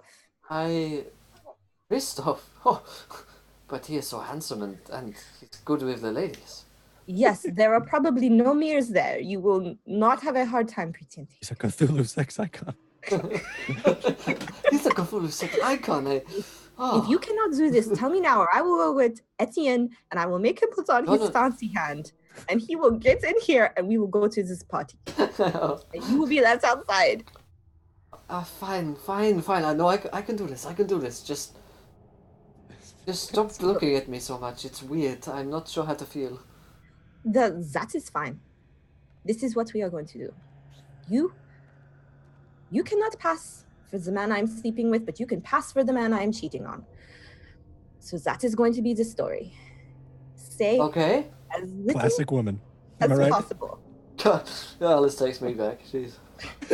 Every time That was the of 1,000 lines in this game. That was the line of the game. every time we You go can't out. pass for the one I'm sleeping with, but you can pass for the one I'm cheating on. That is dope as hell, man. That is a great line. That's a good one. I say, oh, okay. Just keep, if all fails, you are with me, but you are not with me. Keep your mouth shut. Okay, I will. And you, when you're in there, worry about finding a servant's entrance to let them in. Okay, and then if anyone asks, you are a woman. Yes. Both in. That is the general. That is the gist of the situation, or did you miss the explanation? He just doesn't get it. Both upstairs and downstairs, yes? I'm so just worried. Let's just go back to what you. All I can think of is like the scene from Mulan where Shang looks at Mulan and is like, "Yeah, that's a good soldier." And he's like, "Wait a minute, no, that's a dude." That's Michelle right now. It's not a bright spark. Marty's gonna sigh and go, "Yes, both upstairs and downstairs. Are you satisfied?" Oh, yes, I don't want to look. I mean, No, I'm no one flattered, is I'm offering flattered, for but I you don't to want. look. No, I understand. It's because I am a soldier. What's that? Okay. You've probably. How about You've would seen me. this make You've seen me naked, make haven't this you? easier? Let's just make this easy. You are just going to think of me as a man who's dressed as a woman. With that, can you keep it under control? Oh my, yes. Yes, I can. Yes, I can. like that. When you think of it like that, I'm going to yes. keep it under control. No one's going to see. Oh. Just shut your mouth, not a peep, and everything will be fine. Okay. And she's gonna knock twice on the hood of the carriage to let Kristoff know it's time to go. And Kristoff is apparently up there going, "Why the fuck did we let this kid do this?" Yeah. No, that is super boss. Okay, so as you knock on the top, and Kristoff, omelette du fromage begins to roll through the gates of Omelette du fromage, they're going, "I knew the whole time." Right. Omelette du fromage looks back. I could tell they'd never guessed. Wink. Loving those shoes, darling. Why does he sound like the Mad Hatter? Omelette du fromage. Oh. It's a French horse. So as Omelette du Fromage goes through the gates up towards the estate of Comte Fenelek, the remainder of the soldiers are standing outside the wall with a choice to make. Do they go in? Do they assist? But that is a choice for next week.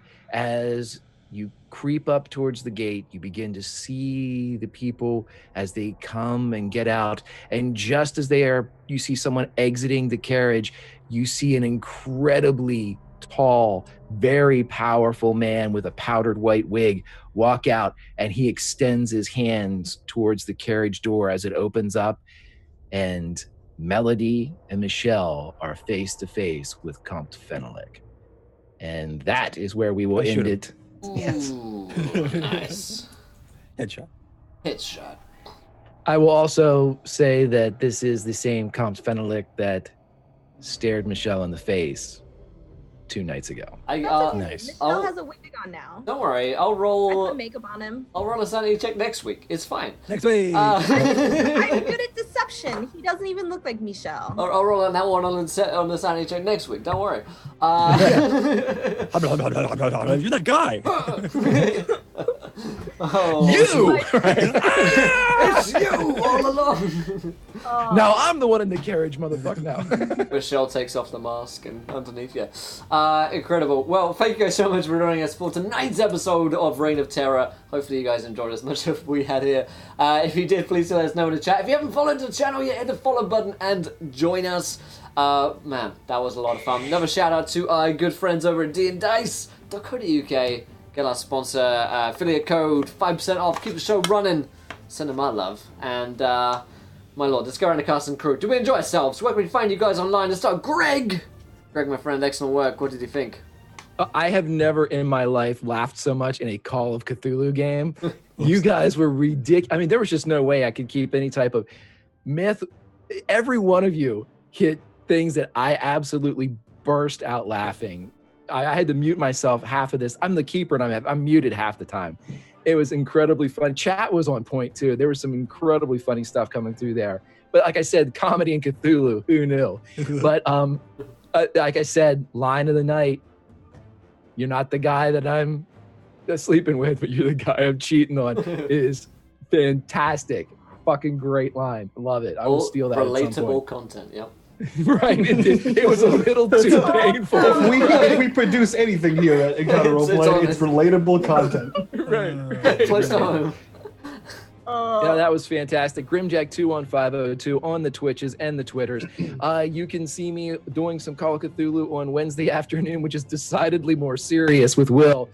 You can also see me doing some more Call of Cthulhu with, I cannot wait for you all to hear the story that Ben Counter is putting together for the Tomes and Tentacles podcast, which is utterly fantastic, and I'm playing the worst possible person in the history of ever. But it's a great show. And then for even more Cthulhu content on my own channels on Sunday, Pulp Cthulhu from 7 to 9. We punch some Nazis and take on 1933. But guys, I had just a blast. You were so entertaining tonight. I was as much a spectator as any type of participant. Guys, I'll see you next week. Amazing. Let's go around in reverse order. So, Jules. Yeah, that was the best. That was the fucking best. No, Myth just killed it. I just want the Call of Cthulhu comedy hour with Myth now. No, that was really, really fun. I'm super excited to now be both Joseph and Martine, and to have a team that reacted the exact way that I expected them to react, which was utterly confused. That's what we are. We are the Call of Confused people. That's it. Yeah, Call of Confusion. And yeah, y'all can find me on the Dungeon Drunts podcast, which comes out every Monday. And if you want to see me do another shitty accent, we just had an animal menagerie, so all of our animals went on a fun adventure, and my dog is mildly Russian, so there's that.